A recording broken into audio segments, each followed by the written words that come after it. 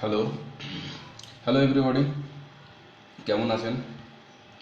আজকে as usual commitment wise আজকে লাদাখের সেকেন্ড পার্ট আমি শুরু করব। আচ্ছা, আর একটা জিনিস আমি বলে দিই। সকালবেলা আপনারা হয়তো একটা দুর্ঘটনার কথা শুনেছেন যে সুশান্ত সিং রাজপুত, আমাদের প্রিয় অভিনেতা, উনি সুইসাইড করেছেন। তো এটা রীতিমতো শকিং নিউজ। এবং ওনার অভিনয় খুবই ভালো, এবং কেন করলেন সেটা তো আমরা জানি না, সেটা একমাত্র অন্যরাই জানেন। বাট আমরা চাইছি যে আমাদের গ্রুপের তরফ থেকে সবাই ওনার আত্মার শান্তি কামনা প্রার্থনা করি সবাই মিলে। আর আর একটা জিনিসও বলছি, যাই কারণ হোক না কেন, উনি যে আত্মহননের পথটা বেছে নিয়েছেন, এটা তো ঠিক নয়। মানে ঠিক নয় ইন দ্য সেন্স, আমাদেরকে মানসিকভাবে আমাদের জীবনে ঝড় ঝাপটা সব কিছুই আসে। তো সমস্ত কিছুর সাথে লড়াই করবার জন্যই ভগবান আমাদের জীবনটা দিয়েছেন, যার সাথে মানুষদের সাথে পশুদের ডিফারেন্সটা এখানে। তো রাদার পশুরা বরঞ্চ বেশি লড়াই করে। এনিওয়ে, তো হোয়াট এভার যাই হোক না কেন, সিচুয়েশান যাই আসুক না কেন, আমাদের লড়াই করাটা উচিত। আত্মহননের পথ বেছে নেওয়াটা আমার মনে হয় না ঠিক, এটা করা উচিত না। আর আর একটা জিনিস আমি সবাইকে বলবো যে আপনারা কখনোই জীবনে যাই পরিস্থিতি আসুক না কেন, জীবনে অনেক কঠিন পরিস্থিতি আসে। যেমন আমরা এখন যে পরিস্থিতির মধ্যে, আমাদের যদি নিজেদের এক্সাম্পল দিই, তাহলে আমরা নিজেরা যে পরিস্থিতির মধ্যে দিয়ে যাচ্ছি, সেই পরিস্থিতি অত্যন্ত খারাপ, অত্যন্ত খারাপ। মানে সেই পরিস্থিতির মধ্যেও কিন্তু আমরা লড়ে যাচ্ছি, এবং আমাদের লড়তে হবে। আমাদের আর কোনো রাস্তা নেই। তো হাসি মুখে সমস্ত জীবনের ভালো জিনিসটাও যখন এনজয় করবো, খারাপ জিনিসটাকেও আমাদের মেনে নেওয়া উচিত। তো আমরা চাইবো সবাই, আপনারাও তাই করুন। মনটাকে সেইভাবে তৈরি করুন, এবং সমস্ত লড়াইকে সমস্ত খারাপ জিনিসের সাথে লড়াই করবার শক্তি অর্জন করুন, বা শক্তি দিয়ে এটাকে লড়াই করুন। তো এনিওয়ে, আর আরেকটা জিনিস আমি দেখেছি আপনাদের, আমি just by off the track বলছি, হয়তো সবার কথা বলছি না, বেশ অনেকজনের কথাই বলছি। আমরা যারা ফেস করি, তারা বেড়াতে আসেন, এসে অনেক ধৈর্য হারিয়ে ফেলেন হট করে। তো আমরা সেটা বলছি, আমরা যারা পাহাড়ে থাকি, আমাদের মধ্যে ধৈর্য জিনিসটা কিন্তু সাংঘাতিক, এবং আমাদের এটা মেনটেন করতে হয়। কারণ আমাদের যে কোনো পরিস্থিতিতে, আপনি যখন ঘুরতে যাবেন, বেড়াতে যাবেন, হতেই পারে, মানুষ মাত্রই ভুল করে, এবং সমস্ত কিছুই অপারেট করে মানুষ। তো ভুলের ধরনটা নিশ্চয়ই যদি খারাপ হয়, তো ন্যাচারালি সেটা যথেষ্টই খারাপ। বাট সবারই সেটা কোঅপারেট করা উচিত, দেখা উচিত যে ভুলটা কেন হলো বা কী জন্য হলো। তো এনিওয়ে, সেটা যাই হোক, সেটা ধৈর্য হারাবেন না কখনোই। চুপচাপ দেখুন, ওয়েট করুন, নিশ্চয়ই কিছু একটা হয়েছে, বা যে কারণের জন্য হোক না কেন, সেটা ভালোই, সেটাকে আগে দেখুন, দেখে তারপরে ফার্দার মুভ করুন, বা যা ডিসিশন নেবার বা যা করার হয় করুন। একটু জোরে বলো। সুতরাং এটা আমি বলছি যে সুতরাং এটা হচ্ছে, এটা করবেন। আর আরেক আশা করি এটা করবে, মানে সবাই করবেন এটা নেক্সট টাইম। তো এনিওয়ে, আমি আজকে পয়েন্টে চলে আসছি। আর একটা জিনিস আমি আপনাদেরকে বলে দিচ্ছি, সেটা হচ্ছে যে কালকে আমি যে লাইভটা করেছি, লাইভটাতে প্রচুর কমেন্ট এসছে, প্রচুর হোয়াটসঅ্যাপ এসছে, প্রচুর ফোন এসছে। তো ফোনগুলো আমি টু সাম এক্সটেন্ট ম্যাক্সিমামই অ্যাটেন্ড করেছি, আমি জানি না কোনো মিস গেছে কি না। কিন্তু আমি একটা জিনিস বলছি, কেউ মাইন্ড করবেন না কিছু, কারণ আমি সমস্ত কমেন্টই দেখেছি, এবং যারা যা কোশ্চেন চেয়েছে আমি কিছু উত্তর দিয়েছি, কিছু উত্তর দিতে পারিনি এখনও পর্যন্ত। আমি আজকের লাইভটা পুরোটা কমপ্লিট করব, কারণ আমার বাড়ির এখানকার কাজও থাকে, প্লাস আবার লাইভের জন্য ডেটা আমাকে হাতের সামনে রাখতে হয়। তো এই কারণের জন্য আমি দিতে পারিনি। তো কিছু মনে করবেন না, আমি পার্টিকুলারলি ধরে ধরে প্রতিটা কোশ্চেন, প্রতিটা কোয়েরির আমি উত্তর দেব। আর একটা জিনিস বলছি, সেটা হচ্ছে যে এই যে অনেকে জানতে চেয়েছেন যে লাদাখের কস্ট কিন্তু এইভাবে হট করে বলা যায় না, ইটস এ টু টাফ। আমি আগের দিনও বলেছি, লাদাখের কস্টের জন্য প্রচুর রুট আছে, আমি 2-3টে অপশানও দিয়েছিলাম আগের দিন। সেই অপশানগুলোকে আপনি রেডি রাখতে পারেন, সেই অপশানগুলোতে আপনি দিলে তবেই আমি কস্টিং করে দিতে পারি। আর যদি কাস্টমাইজ হয়, পুরোটা যদি কাস্টমাইজেশন হয়, তাহলে পুরোটা যদি কাস্টমাইজেশন হয় তাহলে মিনিমাম আমাদের 48 ঘন্টা আমরা টাইম নিই। 48 ঘন্টা টাইম নিয়ে আমি তারপরে কস্টিংটা দিই।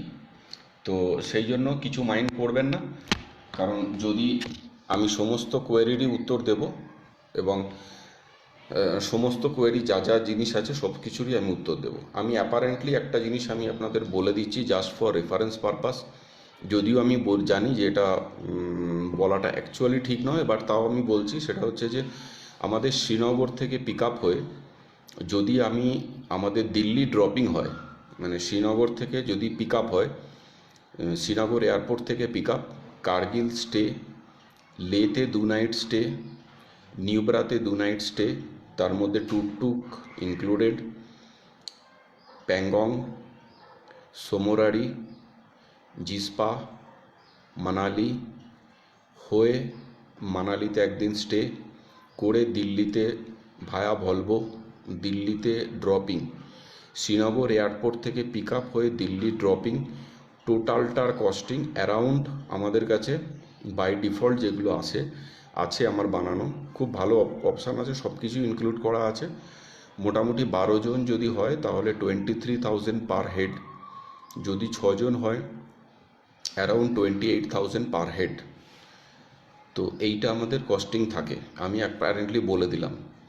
আর একটা জিনিস হচ্ছে, যদি লে এয়ারপোর্ট থেকে পিক আপ হয় তাহলে সমস্ত করিয়ে দিল্লিতে নিউ দিল্লি ভলভো স্টেশনে ড্রপ, এগুলো মোটামুটি 12 জনের যদি হয় তাহলে 18,800 করে কস্টিং থাকে। তো এটা একদমই বেসিক কস্টিং। আবার যদি উল্টোটা হয়, দিল্লি থেকে পিক আপ করে আপনি লেতে ঘুরবেন, ঘুরে লে এয়ারপোর্টে আপনাকে ছেড়ে দেওয়া হবে, ওখান থেকে আপনি ফ্লাই করে ব্যাক করে যাবেন, তাহলে কিন্তু কস্টিংটা বাড়ে। কেন বাড়ে সেটাও আমি পরে বলবো। সব সময় হচ্ছে রিভার্স যদি হয় লাদাখের ক্ষেত্রে কস্টিং বেড়ে যায়। তাই জন্য সবথেকে ভালো রুট হচ্ছে, সবথেকে বেস্ট রুট হচ্ছে শ্রীনগর পিক আপ, লাদাখ ঘুরে মানালি হয়ে দিল্লি ড্রপ। এটা হচ্ছে সবথেকে বেস্ট রুট, যাতে গাড়ি উল্টো পাল্টা রান করে না, একদম স্মুথ হয়ে পুরো ট্যুরটা রান করে। এছাড়া যাবতীয় যারা কস্টিং চেয়েছেন, আমি আরেকটা জিনিসও বলছি, কমেন্টে কিন্তু পার্টিকুলারলি লাদাখের ক্ষেত্রে কমেন্টে এমন অনেক কমেন্ট আছে যে কমেন্টে আমি ওয়ান লাইনার অ্যান্সার দিতে পারবো না, ওয়ান লাইনার অ্যান্সার দেওয়া সম্ভব নয়। আমি হয়তো আপনাকে আমার কন্ট্যাক্ট নাম্বার বা আমাকে পিং করতে বলবো, যেখানে করলে আমাকে অনেক কিছু বলতে হবে। এমনকি লাদাখের ম্যাক্সিমাম হোয়াটসঅ্যাপে রিপ্লাই দেওয়া খুব টাফ। আমার জানি ফোনে ব্যাক টু ব্যাক ফোন আসে আমাদের কাছে, তো ফোনে আপনি সবচেয়ে বেটার অপশান হচ্ছে ফোন করুন। সবাইকেই বলবো, যাদের কোয়েরি থাকে আপনি ফোন করুন, ফোন করলে ব্যাপারটা মাথায় থাকে, আর তা না হলে ওয়ান লাইনারে উত্তর দেওয়া খুব মুশকিল। আর আমাদের হয় কি, কিছুক্ষণ পর আর মাথায় থাকে না কে ফোন করেছিলেন, এটা হচ্ছে সবচেয়ে বড় সমস্যা আমাদের।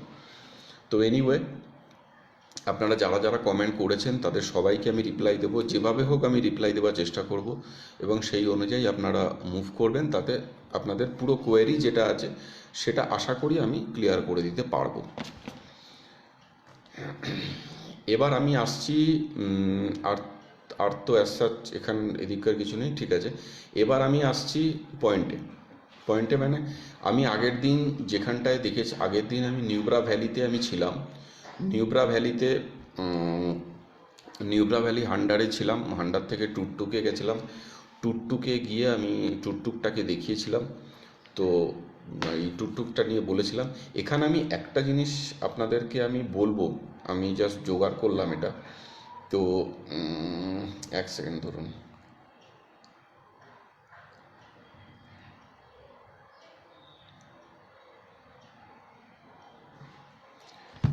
একটা ছবি আমি এনাকে দেখাবো।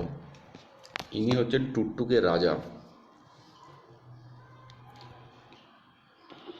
দেখতে পাচ্ছেন না বোধহয়, ব্ল্যাকিশ হয়ে আছে। ইনি হচ্ছেন টুকটুকের রাজা। টুকটুকে যে রাজবাড়িটার কথা বলেছিলাম, সেই রাজবাড়িটাতে যদি আপনি যান তাহলে রাজা ইনি আর কি বসে গল্প শোনান। তো মানে অনেক কিছু গল্প করেন, খুব ভালো, খুব হাসি খুশি, এবং অনেকে যারা গেস্টরা যায় তারা রাজার জন্য কিছু গিফট নিয়ে যায়, সেটা আপনাদের ওপর, আপনি নিতেই পারেন নাও নিতে পারেন, ম্যান্ডেটরি কিছু না। এনাদের রাজবংশ, ইনির নাম হচ্ছে মোহাম্মদ খান, আই থিঙ্ক কিছু একটা আছে। তো এনার দাদু ডাইনাস্টি তখন টুকটুকে রাজা ছিলেন আই থিঙ্ক। তো ওনারা রাজত্ব করতো। আচ্ছা, আরেকটা জিনিস আমি আপনাকে বলে দিচ্ছি, আমাদের ইনফরমেশান, আমার ইনফরমেশানের মধ্যে যদি কোথাও ভুল থাকে বা যদি কোথাও মনে হচ্ছে এটা ভুল আছে, আপনি কিন্তু কমেন্ট করে জানাবেন। কারণ হতে পারে যে আমি অনেক সময় ভুল বলে ফেলি বা বোঝাতে ভুল করি, বা আমার কাছে ইনফরমেশানটা ভুল থাকে। তো যদি কারোর কাছে সঠিক ইনফরমেশান, আমার কোনো জিনিসের ক্ষেত্রে যদি, কোনো ইনফরমেশানের ক্ষেত্রে যদি প্রবলেম হয়, আপনারা কমেন্টে জানাবেন। আমি কিন্তু সেটাকে রেকটিফাই করে নেবো, ভেরিফাই করে রেকটিফাই করে নেবো যে হ্যাঁ ঠিক আছে এটা ওকে। তো আমি আগের দিন হান্ডারে গিয়ে আমি শেষ করেছিলাম। হান্ডার থেকে আজকে আমি যাব এতে এক সেকেন্ড।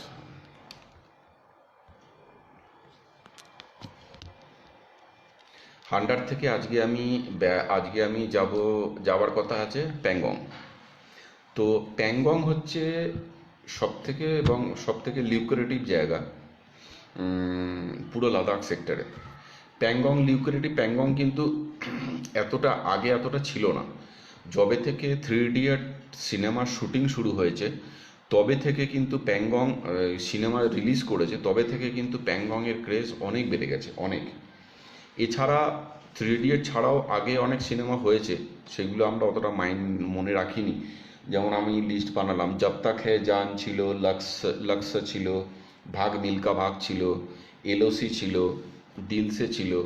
এই সিনেমাগুলোতে প্যাংগং লেককে দেখানো হয়েছে কোনো না কোনো অ্যাঙ্গেল থেকে। বাট 3 ইডিয়টের আমি জানি না, হয়তো ক্যামেরার জন্য বা ফটোগ্রাফির জন্য, যাই হোক না কেন, 3 ইডিয়টের পরে প্যাংগং লেকটা প্রচণ্ড হিট করে যায়। তো আমি আজকে শুরু করছি হান্ডার থেকে প্যাংগং যাওয়া। হান্ডার থেকে প্যাংগং যাবার 3টে রাস্তা আছে। হান্ডার থেকে যখন আপনি প্যাংগং যাচ্ছেন, বা অনেকে হচ্ছে পানামিক থেকে প্যাংগং যায়, অনেকে হান্ডার থেকে যায়। তো এখান থেকে 3টে রাস্তা আছে। ফার্স্ট যে রাস্তাটা, সেটা হচ্ছে হান্ডার থেকে আপনি খালসার চলে আসতে পারেন। খালসার থেকে আপনি চলে যাবেন লেতে, একটা রাস্তা।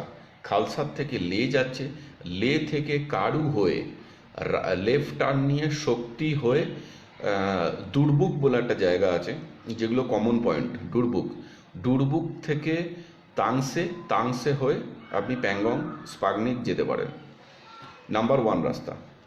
নাম্বার 2 রাস্তা হচ্ছে যে হান্ডার থেকে দিস্কিত পার হয়ে খালসার আসছেন, খালসার থেকে আপনি চলে যাবেন আগাম সায়ক রাস্তা, রোড বলে ওটাকে। তো আগামটা আপনি যাবেন, আগামটা পেরোবে আপনি সায়ক পাবেন। সায়ক একটা ছোট গ্রামের নামটাও সায়কের পরে আপনি দুর্বুক পাবেন, যে দুর্বুকটা আবার ওখানে কমন হয়েছে। দুর্বুক থেকে তাংসে, ওটা কমন জায়গা। তাংসে থেকে আপনি স্পাগনিক বা প্যাংগং যেতে পারেন। আরেকটা রোড যেটা আছে, অনেক সময় দেখা যায় যে খালসার থেকে যে রাস্তাটা আগাম এসছে, আগাম থেকে রাস্তাটা, ওখানে একটা ব্রিজ পেরোতে হয়।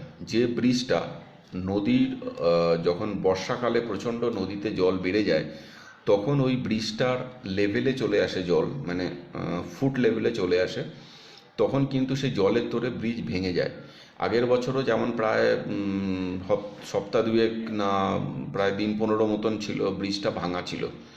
তখন করতে হয় কি, তখন আপনাদের কাছে 2টো রাস্তা আছে। এক হচ্ছে আবার আপনাকে লে ব্যাক করতে হবে। যদি সেটা করতে হয়, তাহলে আপনার হাতে কিন্তু এক্সট্রা বাফার ডে থাকতে হবে। যদি আপনার বাফার ডে না থাকে, তাহলে পিছনে কোথাও থেকে একটা লোকেশান কাট করতে হবে।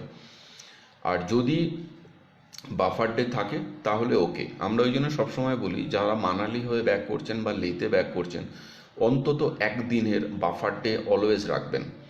তাতে হবে কি, এই যে নিউব্রা থেকে, হান্ডার থেকে যখন আপনি প্যাংগং আসছেন, বা কোনো কারণে রাস্তায় আপনার শরীর খারাপ হতে পারে, কোনো একটা প্রবলেম হতে পারে, তখন হবে কি, ওই যে বাফার ডেটা, তখন ওই বাফার ডেটা কাজে লেগে যায়।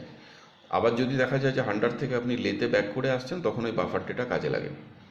এবার আরেকটা অপশান আছে, সেটা হচ্ছে আগাম থেকে ওয়ারিলা পাস একটা জায়গা আছে। ওয়ারিলা পাসে আমরা চট করে কোনো গাড়িকে যেতে দিই না, নিয়ে যাই না। তার কারণ হলো ওয়ারিলা পাস হচ্ছে প্রচণ্ড লোনলি প্লেস, কেউ যায় না। আর ওখানে খুব হাই অল্টিটিউডে উঠতে হয়, ওখানে গাড়ি রিপেয়ারিং সব তো ছেড়েই দিন, কোনো দোকান টোকান কিচ্ছু নেই। সেই জন্য ওই পাস দিয়ে যদি গাড়িকে সেম ডে পাস করাতে হয়, তাহলে হয় কি আগামে আমরা ওয়েট করি, ওখানে ওয়েট করতে হয়। ওয়েট করে 2-3-4টে গাড়ি যদি এক জায়গায় জড়ো হয়, তার যারা ওয়াডিলা পাস ক্রস করতে চাইছে, তাহলেও যাওয়া যায়। আর যদি সিঙ্গেল গাড়ি পাস, যে কোনো ক্ষেত্রেই যদি ওয়ারিলা পাস ক্রস করতে হয়, তাহলে গাড়িতেও আমরা সাফিসিয়েন্ট, গাড়ির যে ড্রাইভার থাকে সাফিসিয়েন্ট মানে রিপেয়ারিংয়ের জিনিসপত্র নিয়ে রেখে দেয়, কারণ ওখানে কিন্তু কিচ্ছু পাওয়া যায় না। অনেক টপে প্রায় 17,500-18,000 ফুট কাছাকাছি ওপরে উঠে যায়। ওপরে উঠে ওই ওয়ারিলা পাস থেকে আপনি চলে আসবেন শক্তিতে। শক্তি থেকে আবার রাস্তাটা লেফট টার্ন নিয়ে ডুরবুক হয়ে তাংসে হয়ে প্যাংগং সো চলে যাচ্ছে। তো এইটা হচ্ছে 3টে রোড। 3টে রোডের মধ্যে সবচেয়ে পপুলার রোড হচ্ছে আগাম সায়ক। আগাম সায়ক রোডটা হচ্ছে সবথেকে ভালো, কারণ এই রাস্তাটার সিনিক বিউটি অসম্ভব সুন্দর। আপনি লে হয়ে আপনি কারু হয়ে আসতে পারেন, তাতে লাভের লাভ কিছু হয় না, উল্টো রান করতে হয় গাড়ি, মানে আলটিমেট ওই সিনিক বিউটিটা মিস করে, আর একই জায়গায় লেতে দুবার আপ ডাউন করতে হয়। তো এখান থেকে আপনি আগাম সায়ক রোডটা ধরবেন, ধরে আপনি প্যাংগং সো চলে আসবেন। এখানে আরেকটা জিনিস আপনাকে বলে দিচ্ছি, এখানে দেখুন প্যাংগংয়ে আপনি লেখাটা দেখবেন প্যাংগং টিসো, TSO প্যাংগং, TSO মরিরি। এটা হচ্ছে TSO হচ্ছে লাদাখি ভাষায় এটাকে বলে শো মানে হচ্ছে হ্রদ বা লেক। আর সেই জন্য ওরা প্রতিটা নামের আগে বা পিছনে সো কথাটা যোগ করে। যেমন হচ্ছে প্যাংগং সো, প্যাংগং টিসো, TSO তার মানে হচ্ছে প্যাংগং সো, প্যাংগং লেক। আর একটা সোমোরারি হচ্ছে মরিটি লেক। যেহেতু সো কথাটা আগে উচ্চারণ হয়, সেই জন্য সোমোরারি কথাটা উচ্চারণ হয়। তো প্যাংগং লেক তো আপনি সবই দেখেছেন, ম্যাক্সিমাম সবাই জানেন প্যাংগং লেকের বিউটি, সে তো অতুলনীয়। প্যাংগং লেকটার অল্টিটিউড হচ্ছে 14,270 ফুট। প্যাংগং লেকের অল্টিটিউড 14,270 ফুট। আর প্যাংগং লেকটা 134 কিলোমিটার লং। আর সব থেকে ওয়াইডেস্ট পার্ট যেখানটায় আছে, সেখানটায় 5 কিলোমিটার রেঞ্জ আছে, 5 কিলোমিটার ওয়াইড আছে। প্যাংগংয়ের আরেকটা প্রবলেম হচ্ছে যে 60%, আমি যতদূর জানি 60% চায়নাতে আছে, আর 30% ইন্ডিয়াতে আছে, আর 10% ডিসপিউটেড টেরিটরি, এই লোকেশনের মধ্যে 10% পড়ে আছে আমি যতদূর জানি। তো এটা হলো প্যাংগং লেকে, তার মানে প্যাংগং লেকে যে ম্যাক্সিমাম পার্টটা আছে সেটা কিন্তু চায়নাতে রয়েছে, ইন্ডিয়াতে নেই। ইন্ডিয়াতে অনলি 30%, আর ডিসপিউটেড টেরিটরিতে 10%, মানে ধরো 40% ইন্ডিয়াতে আর 60% চায়নাতে। আর প্যাংগংয়ের এই লেকটা এটাই। আর প্যাংগংয়ের লেকটা অনেকে আছেন যারা উইন্টারে ফ্রোজেন প্যাংগং লেক দেখতে যান। প্যাংগংয়ের মেন বিউটিটা হয় কি ব্লু স্কাইয়ের রিফ্লেকশন।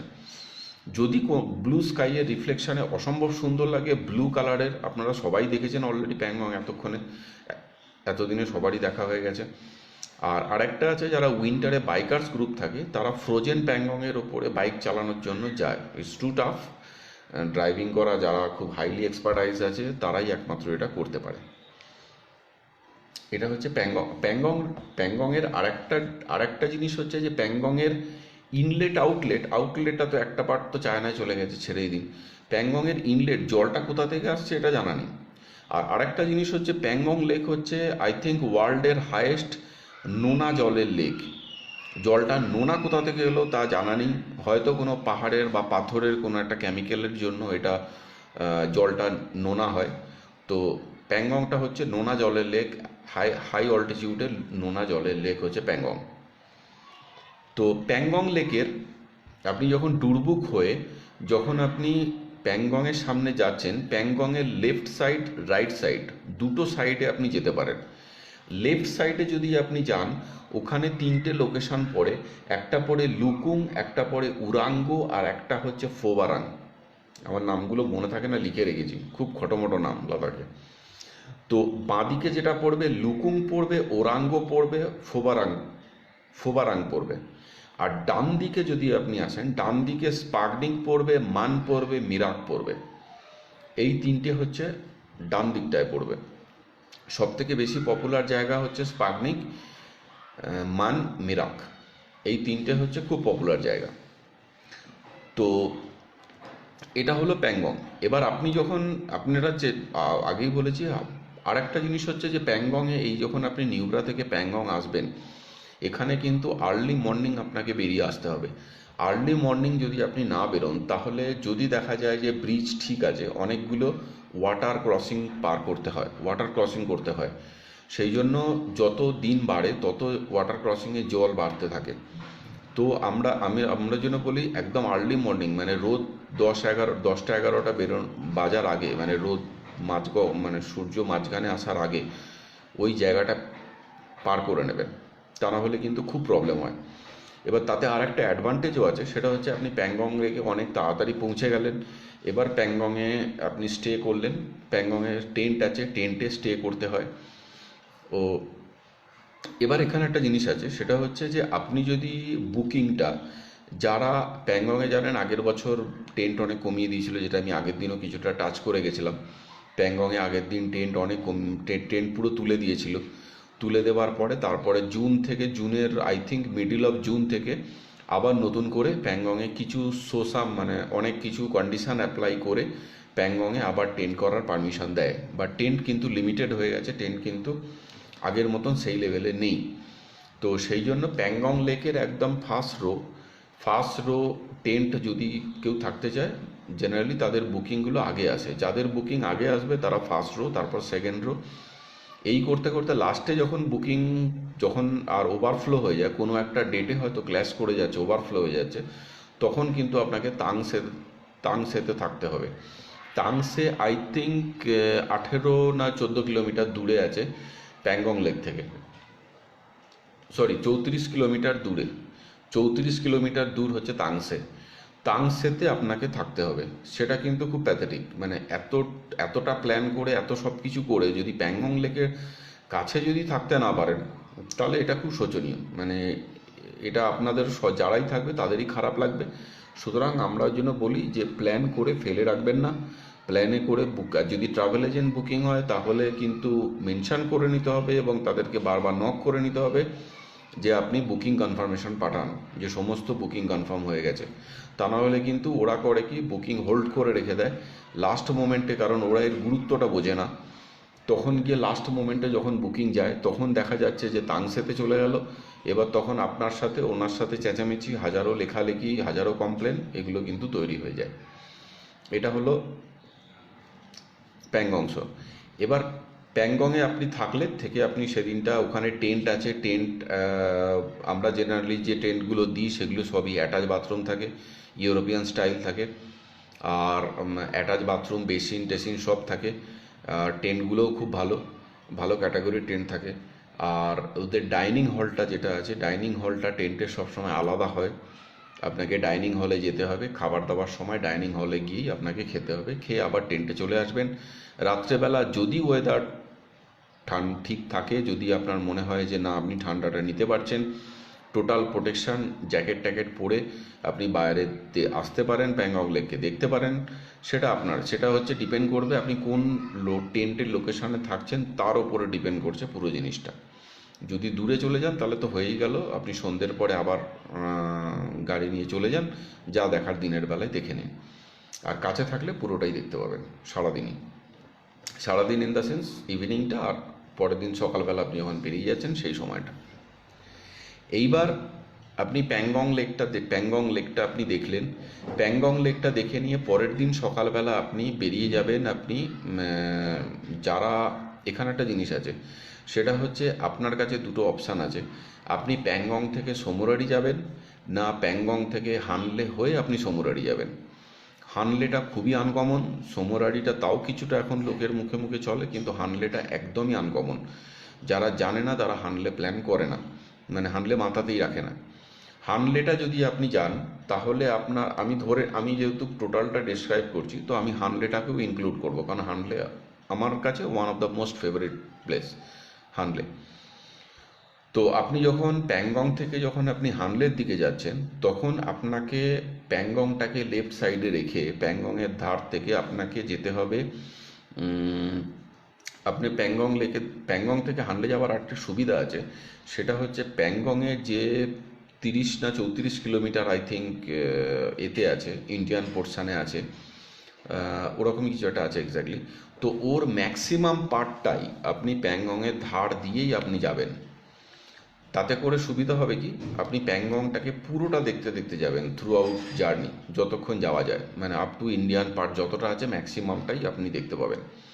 হান এই এখান থেকে এবার প্যাংগং থেকে আপনি যখন যাচ্ছেন, তখন ফার্স্টে পড়বে মান, তারপরে পড়বে মেরাক, মেরাকের পরে পড়বে ফার্স্ট যে ভিলেজটা পড়বে সেটা হচ্ছে চুসুল, চুসুল ভিলেজটা পড়বে। এবার আমি একটা যে কথা বলছি, যারা বাইক নিয়ে যাবেন তারা কিন্তু, বা পার্সোনাল গাড়ি নিয়ে যাবেন, তারা কিন্তু প্যাংগং লেকের ধার থেকে যদি হানলে প্ল্যান থাকে, হানলে যদি যান, তাহলে কখনো একা যেতে যাবেন না। অন্তত কারোকে একটা সাথে নিয়ে নিন, বা যদি কোনো গাড়ি হানলে যাচ্ছে তারকে ফলো করুন।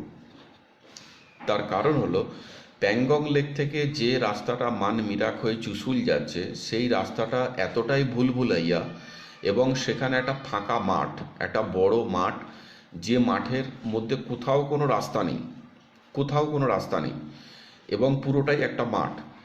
সেখান থেকে আপনাকে যেতে হবে। এবার যে কোনো টাইমে আপনি কিন্তু রাস্তা ভুল করবেন, কারণ ওখানে কোনো ইন্ডিকেশান নেই, রোড নেই, কিচ্ছু নেই। আর ওখানে হানলেতে ম্যাক্সিমাম গাড়ি যায় না, ম্যাক্সিমাম গাড়ি যায় না, সুতরাং আপনি কিচ্ছু বুঝতে পারবেন না, এমনকি গাড়ির চাকার দাগও পাবেন না। আর একটা বালি বালি টাইপের মাটি থাকে ওখানটায়, মানে ইস টাইপ অফ ডেজার্ট।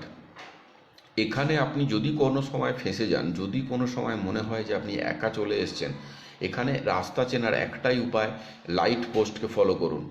কারণ ওই লাইট পোস্টের তারই কিন্তু চুসুলে গেছে, চুসুল বা তার আগে যে সাগা ভিলেজ আছে সেখানে গেছে।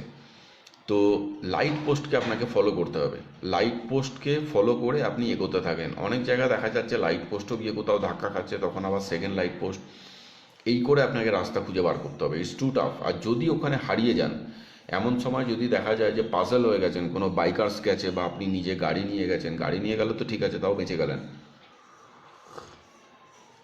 যদি বাইকার্সরা কেউ যায়, অনেক সময় পাজল হয়ে যায়, পাজল হয়ে গিয়ে আর দিক দিক মানে মাথা কাজ করে না, তখন কিন্তু সেক্ষেত্রে কিন্তু আপনার তখন কিন্তু পুরো পাজল হয়ে গিয়ে আপনি ওখানে যদি রাস্তা হারিয়ে ফেলেন, যদি অন্ধকার হয়ে যায় একবার, তাহলে তো ছেড়েই দিন, তাহলে তো আর কিছু করতে পারলেন না।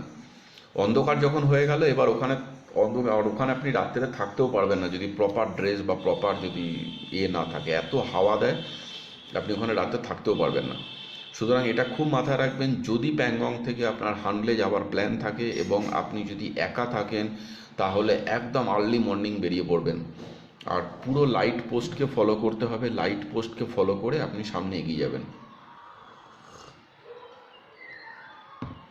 এবার ওখান থেকে যখন কিছুটা এগোচ্ছেন, এগোবার পরে আপনাকে ফার্স্ট যে ভিলেজটা পড়বে সেটা পড়বে চুসুল ভিলেজ পড়বে।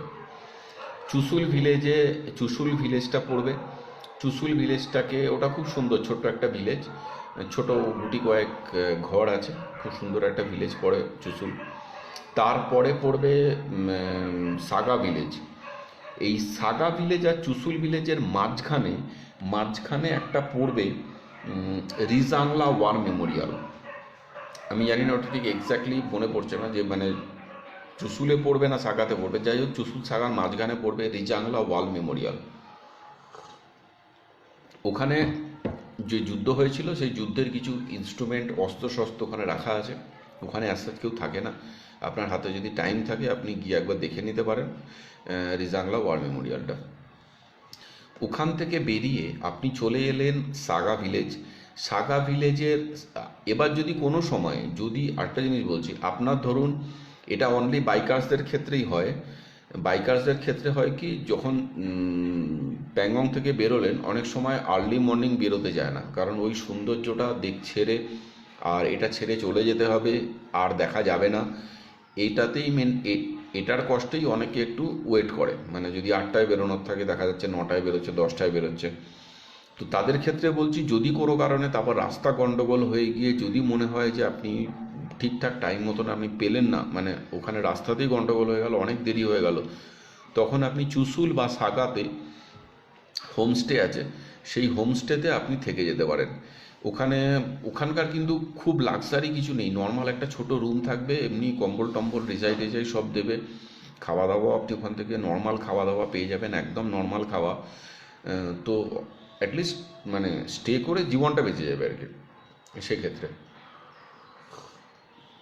আর যদি প্রোগ্রামের গাড়ি থাকে, তাহলে তো সেই গাড়ি আপনাকে সোজা হানলে নিয়ে চলে যাবে। এবার চুসুল পড়বে, চুসুলের পরে পড়বে সাগা ভিলেজ। সাগা ভিলেজের পরে একটা আসবে লোমা। লোমা চেকপোস্ট। এই লোমা চেকপোস্টে কিন্তু আপনাকে আইএলপি পারমিশন দেখাতে হবে। যদি আপনার আইএলপিতে হানলে লেখা থাকে, তাহলেই আপনি হানলে যেতে পারবেন। যদি না থাকে, তাহলে কিন্তু হানলে যেতে পারবেন না। সেই জন্য আইএলপিটা খুব ভাইটাল, এবং আইএলপি যখন করানো হয়, আমরা ওই জন্য গেস্টদের আইএলপি করতে দিই না, কারণ আপনারা গণ্ডগোল করতে পারেন। আমরা নিজেরাই আইএলপি করে দিই, এবং আপনারা পারবেনও না করতে। বাই দ্য ওয়ে, কালকে আরেকজন কোশ্চেন করেছিলেন যে যারা ফার্স্ট টাইম যাচ্ছে তারা কি করে জানবেন। ন্যাচারালি তাদের জন্যই আমরা আছি। ফার্স্ট টাইমে যদি আপনি লাদাখ যান, তাহলে নিশ্চয়ই আপনি নিজে চলে যাবেন না। লাদাখটা তো এমন একটা জায়গা নয় যে আপনি ফ্লাইটে উঠলেন, লেতে পৌঁছে গেলেন, ওখানে একটা গাড়ি বুক করলেন, গাড়ি বুক করে সব ঘুরে দিলেন। ব্যাপারটা এটা নয়। লাদাখ পুরো আলাদা সিস্টেমে চলে। তো এরমভাবে আপনি কিছুই করতে পারবেন না। ম্যাক্সিমাম আপনি খুঁজে খুঁজে হোটেল খুঁজে নিন, আর ওখানকার গাড়ি আপনাকে হোটেলে হোটেলে বাকি জায়গার মতন একটা গাড়ি বুক করলেন 10 দিনের জন্য, ওই গাড়ি আপনাকে এই হোটেল সেই হোটেল নিয়ে যাবে, এটা কিন্তু ওখানে হয় না। গাড়ি আপনাকে লে মার্কেটে নামিয়ে দেবে, নামিয়ে দিয়ে গাড়ি বেরিয়ে চলে যাবে। এবার আপনি কোথায় হোটেল নেবেন, কী করবেন, আপনার ব্যাপার। সব জায়গাতেই তাই। সুতরাং গাড়ি ওই সিস্টেমে হয় না। তো এটা একটা ব্যাপার। এবার লোমা বেন্ডে আপনি লোমা চেকপোস্ট যেটা আছে, লোমা চেকপোস্ট থেকে দুটো রাস্তা বেরিয়েছে। লেফটে চলে যাচ্ছে হানলে, রাইটে চলে যাচ্ছে নিয়মা। লোমা বেন্ড থেকে আপনি যদি হানলে যাচ্ছেন, লেফটে চেকপোস্ট থেকে আপনি ব্রিজ পেরিয়ে হানলে ঢুকে যাচ্ছেন। হানলেতে আপনি এবার ওখান থেকে 50-51 কিলোমিটার হচ্ছে লোমা থেকে হানলে, এই রাস্তাটা আপনাকে যেতে হবে। হানলেতেও সেম কন্ডিশন। হানলেতে বছরখানেক আগেও একটাই মাত্র হোমস্টে ছিল, তো এখন অনেক হোমস্টে বেড়েছে। এবং আগে হানলেতে খাওয়া দাওয়া খুবই নর্মাল ছিল। মানে ওখানে হানলেতে যদি আপনি ডাল, মানে একটা ভাত, ডাল আর একটা সবজি যদি পেয়ে যান, তো অনেক পেয়েছেন, মানে এটা স্বর্গ আর কি। যদিও এখন অনেক চেঞ্জ হয়ে গেছে, এখন যেহেতু হানলে অনেক বেশি পপুলার হচ্ছে আস্তে আস্তে, সেজন্য অনেক গেস্ট হাউসে এসছে, খাবার কোয়ালিটিটাও একটু ভালো হয়েছে। আগে খুবই খারাপ কন্ডিশন ছিল। হানলেটা আমি এতে বলছি এই কারণের জন্য, হানলেতে মেন দেখার বিষয়, হানলে হচ্ছে মেন যে বিখ্যাত, সেটা হচ্ছে ইন্ডিয়ান অ্যাস্ট্রোনমিক্যাল অবজারভেটরি যেটা আছে, সেটা কিন্তু হানলেতেই আছে। আর হানলেতে world second highest optical telescope যেটা আছে, সেই টেলিস্কোপ হানলেতে আছে। হানলেটা, এবং ওই টেলিস্কোপটা আছে হানলেতে, কিন্তু ওটা অপারেট হয় ব্যাঙ্গালোর থেকে, রিমোটলি অপারেট হয় আর ইন্ডিয়ান অ্যাস্ট্রোনমিক্যাল স্পেস অবজারভেটরি হানলেতেই আছে। হানলের মেন যে বিশেষত্ব, সেটা হচ্ছে স্কাই। আমি জাস্ট একটা ছবি দেখাচ্ছি আপনাকে।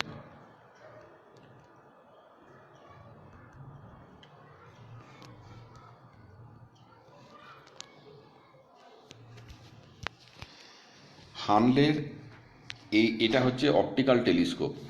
এই গেটটা দুপাশে খুলে যায়, খুলে গিয়ে মাঝখান থেকে টেলিস্কোপটা বেরোয়। এরকম 4টে বা 5টা বা 6টা এরকম কিছু টেলিস্কোপ হানলেতে রাখা আছে। এবার হানলেতে যেটা মেন, যার জন্য বিখ্যাত, মানে যার জন্য মেন স্পেশালিটি হানলের, সেটা হচ্ছে মিল্কি ওয়ে। এটা সব থেকে ভালো দেখা যায় হচ্ছে আগস্ট সেপ্টেম্বরে। জুলাই, আগস্ট, সেপ্টেম্বর, তিনটেতেই দেখা যায়। আগস্ট সেপ্টেম্বরে সব থেকে ভালো দেখা যায়।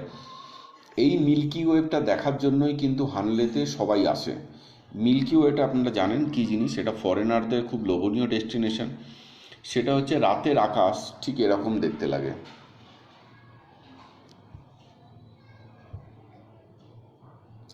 পুরো আকাশে মিল্কি ওয়েভ, আমি জানি না দেখতে পাচ্ছেন কি না, বুঝতে পারছি না, এরকম আকাশ। যার জন্য হানলেতে যারা আছে তারা রাত্রেবেলা কেউ আর ওই থাকে না, বাইরে চলে আসে, বাইরে এসে আকাশটাকে দেখে এবং এত ভয়ঙ্কর দেখতে লাগে, মানে ভয়ঙ্কর সুন্দর, যেটা আপনিও ভয় পেয়ে যেতে পারেন যে কি হচ্ছে আকাশের ওপরে। হানলেটা অ্যাকচুয়ালি হচ্ছে কি, আমি যতদূর জানি সেটা হচ্ছে অ্যাক্সেস পয়েন্টের খুব কাছে, ওয়ার্ল্ডের পৃথিবীর অ্যাক্সেস পয়েন্টের কাছে হচ্ছে হানলে। তাই জন্য তো হানলেতেই অ্যাস্ট্রোনমিক্যাল স্পেস অবজারভেটরি বানিয়ে রেখেছে। এবং হানলেতে স্কাই, আমরা পরিষ্কার আকাশে যা দেখি, হানলেতে কিন্তু আমরা পরিষ্কার আকাশে যত তারা দেখি, যখন আকাশ ভর্তি তারা দেখি, সেটা হচ্ছে অনলি 5% থেকে 10%। বাদ বাকি যেটা আছে কি, হয়তো তার থেকেও কম, বাইরেটা যেটা আছে সেটা হচ্ছে হানলে। এবার দেখুন হানলেতে তারা দেখুন, এই যে তারা, এই যে মিল্কি ওয়েভ, এইটা দেখুন, যে জন্য হানলেটা সব থেকে বেশি বিখ্যাত। এই জিনিসটা যদি আকাশের রাত্রেবেলা যদি আপনার চোখের সামনে মাথার ওপরে যদি দেখতে থাকেন, তাহলে আমার মনে হয় না কেউ আর হোটেলের ঘরে গিয়ে কেউ থাকতে চায়। কিন্তু ট্রিমেন্ডাস ঠান্ডা, আপনি কিন্তু সেইভাবে রেডি থাকতে হবে। আর একটা মিল্কি ওয়েভের ছবি দেখাচ্ছি, এই দেখুন। এগুলো এবার কার কপালে কি পড়বে সেটা কিন্তু লাক। মোটামুটি যদি ওয়েদার ঠিক থাকে, ওয়েদার যদি পরিষ্কার থাকে, প্রচুর এরকম মিল্কি ওয়ে সারা রাত্রি ধরে দেখা যায়। এবং পুরোটাকে যদি আপনি রেকর্ডিং করতে পারেন ভিডিওতে, সারা রাত্রেরটা অসম্ভব সুন্দর একটা আলোর খেলা চলে সারা রাত্রি। এই দেখুন এখানে একটা টেন্টের ছবি আছে, যে টেন্টের ওপরে টেন্টগুলো খাটানো আছে এবং টেন্টের আকাশের অবস্থা দেখুন।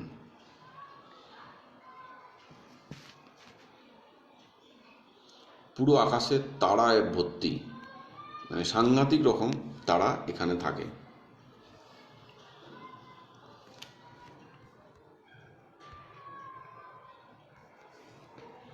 তো এই কারণের জন্য হানলেটা আমার কাছে যারা একটু ভালো করে ঘোরার জন্য অপশান চায় বা যান বলতে করতে চায়, তাদের জন্য আমি বলি যে হানলেটা করুন, হানলেটা কখনো মিস করবেন না। হানলেটা আপনি যদি দেখে আসুন, তাহলে বুঝতে পারবেন যে কী জিনিস দেখে এসছেন। যারা দেখে এসছে তারা রীতিমতন এসে মানালি এসে বলে যে দাদা পুরো লাদাখ ট্যুর সার্থক, মানে এই জিনিসটা দেখার পর। আপনারা অনেকে ঘুরে এসছেন বা অনেকে হয়তো আছেন লাইভে, বা যারা ঘুরে এসছেন বা ঘুরতে যাবেন, বা অনেকে আছে ধরুন এই বছরের জন্য প্ল্যান করেছিলেন, তারা কিন্তু, আমি কিন্তু গ্যারান্টি দিয়ে বলতে পারি, মোর দ্যান 90% লোক পাওয়া যাবে যারা হানলেটা জানেই না হানলে কী জিনিস। তো সেইটা একটা ব্যাপার, যে হানলেটা হানলেটা একটা মেন ভাইটাল জিনিস। এইবার আমি আরেকটা আসছি। এবার আপনি ওখানে হানলেতে আপনি থাকলেন, থেকে এবার রাত্রিরে আপনি মিল্কি ওয়েভ দেখলেন, পুরো আকাশটা দেখলেন, দেখার পরে আপনি পরের দিন সকালবেলা আপনার রুট হবে হানলে থেকে সোমরারি। হানলে থেকে সোমরারি মানে মরিরি লেক। হানলে থেকে যখন আপনি মরিরি লেক আসছেন, সরি, তখন আবার আপনাকে সেম রুটে, আচ্ছা আরেকটা জিনিস, হানলেতে গিয়ে কিন্তু রাস্তা শেষ হয়ে যায়। এরপরে কিছুটা অফ রোড লোকেশান আছে, তারপরে চায়না শুরু হয়ে যাচ্ছে। হানলের পরে কিন্তু আর যাওয়া যায় না, হানলেটাই ক্লোজিং রাস্তা। ওখান থেকে তারপর আর্মির গাড়ি বা আর্মির ট্যাঙ্ক অনেক সময় মুভ করে হানলের পাশে। হানলেটা একদম চায়না বর্ডারের আরও কাছে চলে গেল। এবার আপনার প্ল্যানিং, এবার নেক্সট ডে আপনি আসছেন সোমরারি। সোমরারিতে আপনি যখন আসছেন তখন সকালবেলা আপনি আফটার ব্রেকফাস্ট হানলে থেকে বেরোলেন, বেরিয়ে ওই সেম রাস্তা ধরে আপনি আসছেন লোমা পর্যন্ত। লোমা থেকে এবার যদি সোজা চলে যান তাহলে আবার প্যাংগং চলে যাবেন। আপনাকে আসতে হবে লেফট টার্ন নিয়ে আসবেন নিয়মা। লোমা থেকে নিয়মা রাস্তার কিছুটা খুব খারাপ রাস্তা আছে, তারপরে নিয়মা থেকে রাস্তাটা খুব সুন্দর। আর নিয়মা থেকে রাস্তাটা চলে আসবে আপনার মাহে চেকপোস্ট আছে, মাহে চেকপোস্টে আসবে। মাহে চেকপোস্টের পরে ওখান থেকে আপনি লেফট টার্ন নিয়ে আপনি সোমরারির দিকে ঢুকে পড়ছেন। এই যে মাহে থেকে যে সোমরারি রাস্তাটা, এই রাস্তাটা কিন্তু প্রচণ্ড খারাপ রাস্তা, অ্যারাউন্ড প্রায় 60 কিলোমিটার মতো রাস্তা আছে। যে রাস্তাটা কিন্তু প্রচণ্ড খারাপ, পুরোটাই অফরোড, এবং অফরোড মানে সাংঘাতিক অফরোড, 10, 15, 20 বেশি গাড়ি ওঠে না। তো এই রাস্তাটাকে আপনাকে ক্রস করতে হবে। ক্রস করে আপনার সামনে দুটো দুটো রাস্তা থাকবে। একটা হচ্ছে লেকের ধারে চলে যাচ্ছে, আই থিঙ্ক লেফট সাইডটা, আর রাইট সাইড সোজা চলে যাচ্ছে কার্জোক ভিলেজ। যারা টেন্টে থাকতে অভ্যস্ত নয় তারা কার্জোক চলে যাবে, কার্জোক ভিলেজ থাকবে। ওখানে কিন্তু হোটেল কিচ্ছু নেই, সবই হোমস্টে। লাদাখের ম্যাক্সিমামই মেন প্রাইম লোকেশান ছাড়া সবই হোমস্টে নয় টেন্ট। কার্জোক ভিলেজে হোমস্টে পাবেন, খুবই নর্মাল ক্যাটাগরির হোমস্টে, কোনো লাক্সারি টাক্সারি তো ভুলেই যান লাদাখে। আর হচ্ছে যারা টেন্টের ধারে থাকবেন তারা সোমরারি লেকের পাশে চলে আসবেন। আই থিঙ্ক লেফট সাইডে চলে যাচ্ছে সোমরারি লেকের, লেফট সাইড যাচ্ছে লেকটায়। এবার এখানে একটা জিনিস বলে দিই, সোমরারিতে যখন আপনি যাচ্ছেন তখন কিন্তু মাথায় রাখবেন, সোমরারিতে কিন্তু রাত্রেবেলা প্রচণ্ড টেম্পারেচার ডাউন হয়ে যায়, প্রায় সিঙ্গেল ডিজিট 2-3 ডিগ্রির কাছাকাছি চলে যায়, আর প্রচণ্ড হাওয়া চলে। হাওয়া ইন দ্য সেন্স ধরুন 50-60 কিলোমিটার বেগে তো হাওয়া চলেই সোমরারি। সুতরাং এবার আপনাকে মাথায় রাখতে হবে, একেতে টেম্পারেচার ডাউন, অত ডাউন, তার ওপর অত স্পিডে হাওয়া চলছে। সুতরাং টেন্ট যদি ভালো না হয় তাহলে কিন্তু সোমরারিতে বেশ প্রবলেমে পড়ে যাবেন আপনি। নর্মাল এমন সময় মাঝে মধ্যে মনে হয় টেন্ট উড়িয়ে নিয়ে চলে যাবে বোধহয়, এত হাওয়া দেয়। সুতরাং টেন্ট খুব ভালো ক্যাটাগরি টেন্ট হতে হবে। আমরা যেমন কিছু ভালো নর্লিং টেন্ট দিই এগুলো, তো খুব ভালো ক্যাটাগরির টেন্ট দিই। যারা একটু পয়সা খরচা করতে পারে আমরা বলেই দিই ফার্স্টে যে এই অপশান আছে, এই অপশান আছে, এবার আপনি ডিসাইড করুন কি করবেন। তো সেটা আপনি চুজ করে নেবেন। এখানেই হচ্ছে স্পেশালিটি। এখানে যদি, কারণ আপনি কিন্তু যখন বুক করছেন ট্যুরটা, আপনি কিন্তু জানেন না যে সোমরারিতে কী কন্ডিশান আছে। প্যাংগং লেক, সোমরারিও লেক, প্যাংগংয়ের লেকে আমরা টেন্টে থাকবো, সোমরারিতেও টেন্টে থাকবো। এই সময় অনেক সময় হয় কি, নর্মাল ক্যাটাগরির টেন্ট অনেকে প্রোভাইড করে দেয়, তখন কিন্তু আপনি ওখান থেকে কোনো ফোনেও পাবেন না, কারোকে কিচ্ছু করতে পারবেন না। আপনি নিজে যাচ্ছেন, নিজে একটা জিনিস কি জানেন তো, আপনি নিজে যখন কোনো ট্যুর অ্যারেঞ্জ করছেন বা নিজে যে কোনো জায়গায় আপনি নিজে যখন যাচ্ছেন, সেখানে যদি হোটেলে যদি আপনাকে খাবার নাও দেয়, বা হোটেল যদি সবথেকে বাজে ক্যাটাগরির হোটেল হয়, আপনি কিন্তু যা চেঁচামেচি করার হোটেলেই করবেন। কিন্তু হোটেল থেকে যখন আপনি বাইরে বেরিয়ে আসবেন, তখন কিন্তু আপনি সবাইকে বলবেন যে দুর্দান্ত হোটেল ছিল, খুব ভালো হোটেল ছিল। কিন্তু যদি কোনো ট্রাভেল এজেন্ট বা আমাদের মতন কোনো ডিএমসি, আমাদের জেনারেলি হয় না, তাও মানুষ মাত্রে ভুল হতেই পারে, তাদের যদি কোনো হোটেল বুকিং থাকে, খুব ভালো ক্যাটাগরির হোটেল, হয়তো সকালে আধ ঘন্টা জল আসতে দেরি করেছে, সেটাকে কিন্তু আপনি ফোকাস করবেন। এটা হচ্ছে হিউম্যান টেন্ডেন্সি, এখানে আপনারও দোষ নেই, আমারও দোষ নেই, এটা নর্মাল প্রসিডিওর। সুতরাং আপনি যখন নিজে যাচ্ছেন তখন আপনি যে কোনো জায়গায় থাকতে পারেন, সারা রাত্রে কাঁপতে কাঁপতে থাকতে পারেন, কোনো অসুবিধা নেই। কিন্তু আমাদের ব্র্যান্ডে যখন যাবেন, আমি পার্সোনালি দেখি আমাদের ব্র্যান্ডে যখন যাবেন আমরা কোনো কিছুতেই কম্প্রোমাইজ করি না। সেটা আপনার ব্যাপার, আপনাকে আমি বলে দেবো, সমস্ত কিছু ক্লিয়ার করে দেবো। তারপরে যদি আপনি থাকতে চান, it's up to you, but complain করবেন না, কারণ আপনি সব কিছু জেনেই আপনি চুজ করেছেন। যদিও আমরা ওই ক্যাটাগরি টেন্টে নাবি না, তাতে বুকিং ছেড়ে দিতে হলে ছেড়ে দেবো, তাও ভালো, যাতে করে আপনি থাকতেই পারবেন না এমন জায়গায় আমরা নাবি না। আমরা থাকতে পারবেন, নো ডাউট, কোনো অসুবিধা হবে না, অ্যাজ সাচ কোনো অসুবিধা হবে না, এরকম ক্যাটাগরির টেন্টই আমরা দিই। তো সোমরারি লেকের ছবি হচ্ছে এটা। সোমরারি লেক আর প্যাংগং লেকের মধ্যে দুটোই কিন্তু সেম টু সেম লেক। এবার তাহলে বলবেন যে আমি প্যাংগং লেক যখন আমি দেখছি তখন সোমরারি লেক দেখবো কেন? সোমরারি লেক আর প্যাংগং লেকের মধ্যে ডিফারেন্সটা হচ্ছে যে সোমরারি লেক অনেকটা আনটাচ ইন দ্য সেন্স যে সোমরারি লেকে খুব কম লোক আসে। প্যাংগংয়ে দেখবেন মেলা বসে গেছে, পিক সিজনে মেলা বসে গেছে, আপনি লেকের ধারে একটা সিঙ্গেল ছবি তুলতে গেলেও আপনাকে ওয়েট করতে হচ্ছে, বা যা ফ্রেম পাচ্ছেন না, খালি ফ্রেম। কিন্তু সোমরারি হচ্ছে অনেক ফাঁকা, এবং এখানে মোরাললেস সেম টাইপেরই লেকস, এভরিথিং সেম। সোমরারি আর প্যাংগং হিসাব মতো যদি ধরা হয়, প্যাংগং একটু হাই অল্টিটিউডে, সোমরারি একটু লো অল্টিটিউডে। কিন্তু প্যাংগংকে, এই সোমরারিকে বলা হয়, আমি যতদূর জানি, highest altitude lake in India কি ওয়ার্ল্ড, আমি ঠিক এক্স্যাক্টলি জানি না। যাই হোক, এর কারণ হচ্ছে যে প্যাংগং লেকের হাইট একটু বেশি, তা সত্ত্বেও প্যাংগংয়ের যেহেতু 60% চায়নাতে আছে আর 30-40% ইন্ডিয়াতে আছে, সেই জন্য ওই লেকটা কাউন্টিং থেকে বাদ হয়ে যায়। সোমরারি লেকটাই সামনে চলে আসে, কারণ সোমরারি লেকের পুরো লেকটাই হচ্ছে ইন্ডিয়ার মধ্যে, এর কোনো শেয়ার নেই। আর সোমরারি লেকের ডিস্টেন্স আই থিঙ্ক লং হচ্ছে 19 কিলোমিটার, 19 কিলোমিটার লম্বা, যেখানে প্যাংগং হচ্ছে 134 কিলোমিটার। আর সোমরারির সবচেয়ে ওয়াইডেস্ট পার্ট যেটা আছে, সব থেকে চওড়া পার্ট যেটা আছে, সেটা হচ্ছে 3 কিলোমিটার চওড়া সোমরারি লেকের। তো এইটা হচ্ছে প্যাংগং আর সোমরারির মধ্যে ডিফারেন্স।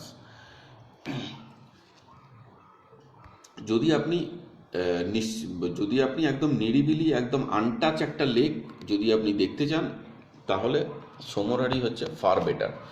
কিন্তু আপনারা জানেন যে যেখানেই সুন্দর সেখানেই কষ্ট বেশি, সুতরাং সোমরারির কষ্টটাও বেশি। যেমন রাস্তা 50-51 কিলোমিটার রাস্তা, ওই রকম খারাপ রাস্তা, যেখানে নর্মালি গাড়ি চলায়, মানে রাস্তা বলে কিছু নেই, পাথর আর মাটি, ওই রাস্তা দিয়ে আপনাকে যেতে হবে সোমরারি লেকে। কিন্তু লেকটা অসম্ভব সুন্দর লেক, সে বিষয়ে কোনো কোশ্চেন নেই। এই যে সোমরারি লেকটা ঘোরা হয়ে গেল, সোমরারি লেক ঘোরা হয়ে যাওয়ার পরে এইবার আপনি কিন্তু এইবার আপনার গন্তব্যস্থল হচ্ছে নয় মানালি, নয় লে। যারা লে থেকে ফ্লাই করে ব্যাক করবেন তারা হচ্ছে লেতে চলে যাবেন, আর যারা মানালি আসছেন তারা সোমরারি থেকে মানালি। সোমরারি কিন্তু হিমাচল বর্ডারের একদম গায়ে। এইবার আমি প্রথমে যেটা বলেছিলাম, যে যখন আপনার ট্যুরটা দিল্লি থেকে শুরু হবে, দিল্লি থেকে শুরু হয়ে যখন আপনি লেতে যাচ্ছেন, তখন কি প্রবলেমটা কোথায় হচ্ছে? প্রবলেমটা হচ্ছে আপনি সোমরারি, যেটা হিমাচল বর্ডারের কাছে, সোমরারি ছেড়ে দিচ্ছেন, ছেড়ে দিয়ে আপনি লে ঢুকে যাচ্ছেন পুরোটা। আবার সোমরারি দেখার জন্য লে থেকে আবার সোমরারি আসছেন, এসে আবার লেতে ব্যাক করছেন। বা যদি শ্রীনগর তো যাবেন না, যদি লেতে, বা আবার যদি আপনি মানালি ব্যাক করেন, তখন হয় কি, আবার সোমরারি থেকে আপনি মানালি আসেন। তার মানে এই যে যাবার সময় যে এক্সট্রা যে রাস্তাটা হলো, এই রাস্তাটা আপনাকে ডবল ক্রস করতে হলো। এবার অনেকে বলতে পারেন যে আমি তাহলে যাওয়ার সময় সোমরারি দেখবো না কেন? নো ডাউট, ভালো কোশ্চেন। সোমরারি দেখতে পারবেন না এই দুটো কারণ আছে। এক হচ্ছে, আপনি যখন মানালি থেকে যখন আপনি উঠছেন, তখন অনেক তাড়াতাড়ি অনেক হাই অল্টিটিউড ক্রস করতে হচ্ছে, অনেক হাইতে উঠে যাচ্ছেন সঙ্গে সঙ্গে। এবার ওখান থেকে যদি সোমরারি যেতে চান, তাহলে ডেব্রিং বলে একটা জায়গা আছে, সেই ডেব্রিং থেকে আপনি রাইট টার্ন নিয়ে আপনি সোমরারি আসতে পারেন। কিন্তু এখানে এসে আপনাকে চেকপোস্টে আপনাকে ধরবে, আইএলপি লাগবে। আপনার তো আইএলপি নেই, আইএলপি তো লেতে আছে। লে থেকে আপনি যখন লেতে না গেলে আপনি আইএলপি পাবেন না। অনেকে আছে যারা করে কি, কারককে দিয়ে আনিয়ে নেয় অন দ্য ওয়ে, মানে লে থেকে কোনো ধরুন আপনি সোমবার আপনি হয়তো যাচ্ছেন মাঝখানে, অথচ আবার সোমবার দিনই লে থেকে কোনো গাড়ি বেরিয়েছে, মাঝ রাস্তায় ওই গাড়ির হাতে আইএলপি দিয়ে দেওয়া হয়, মাঝখানে আপনি আইএলপি নিতে পারেন, নিয়ে এখানে একটা আইএলপি নিয়ে আপনি সোমরারি চলে যেতে পারেন।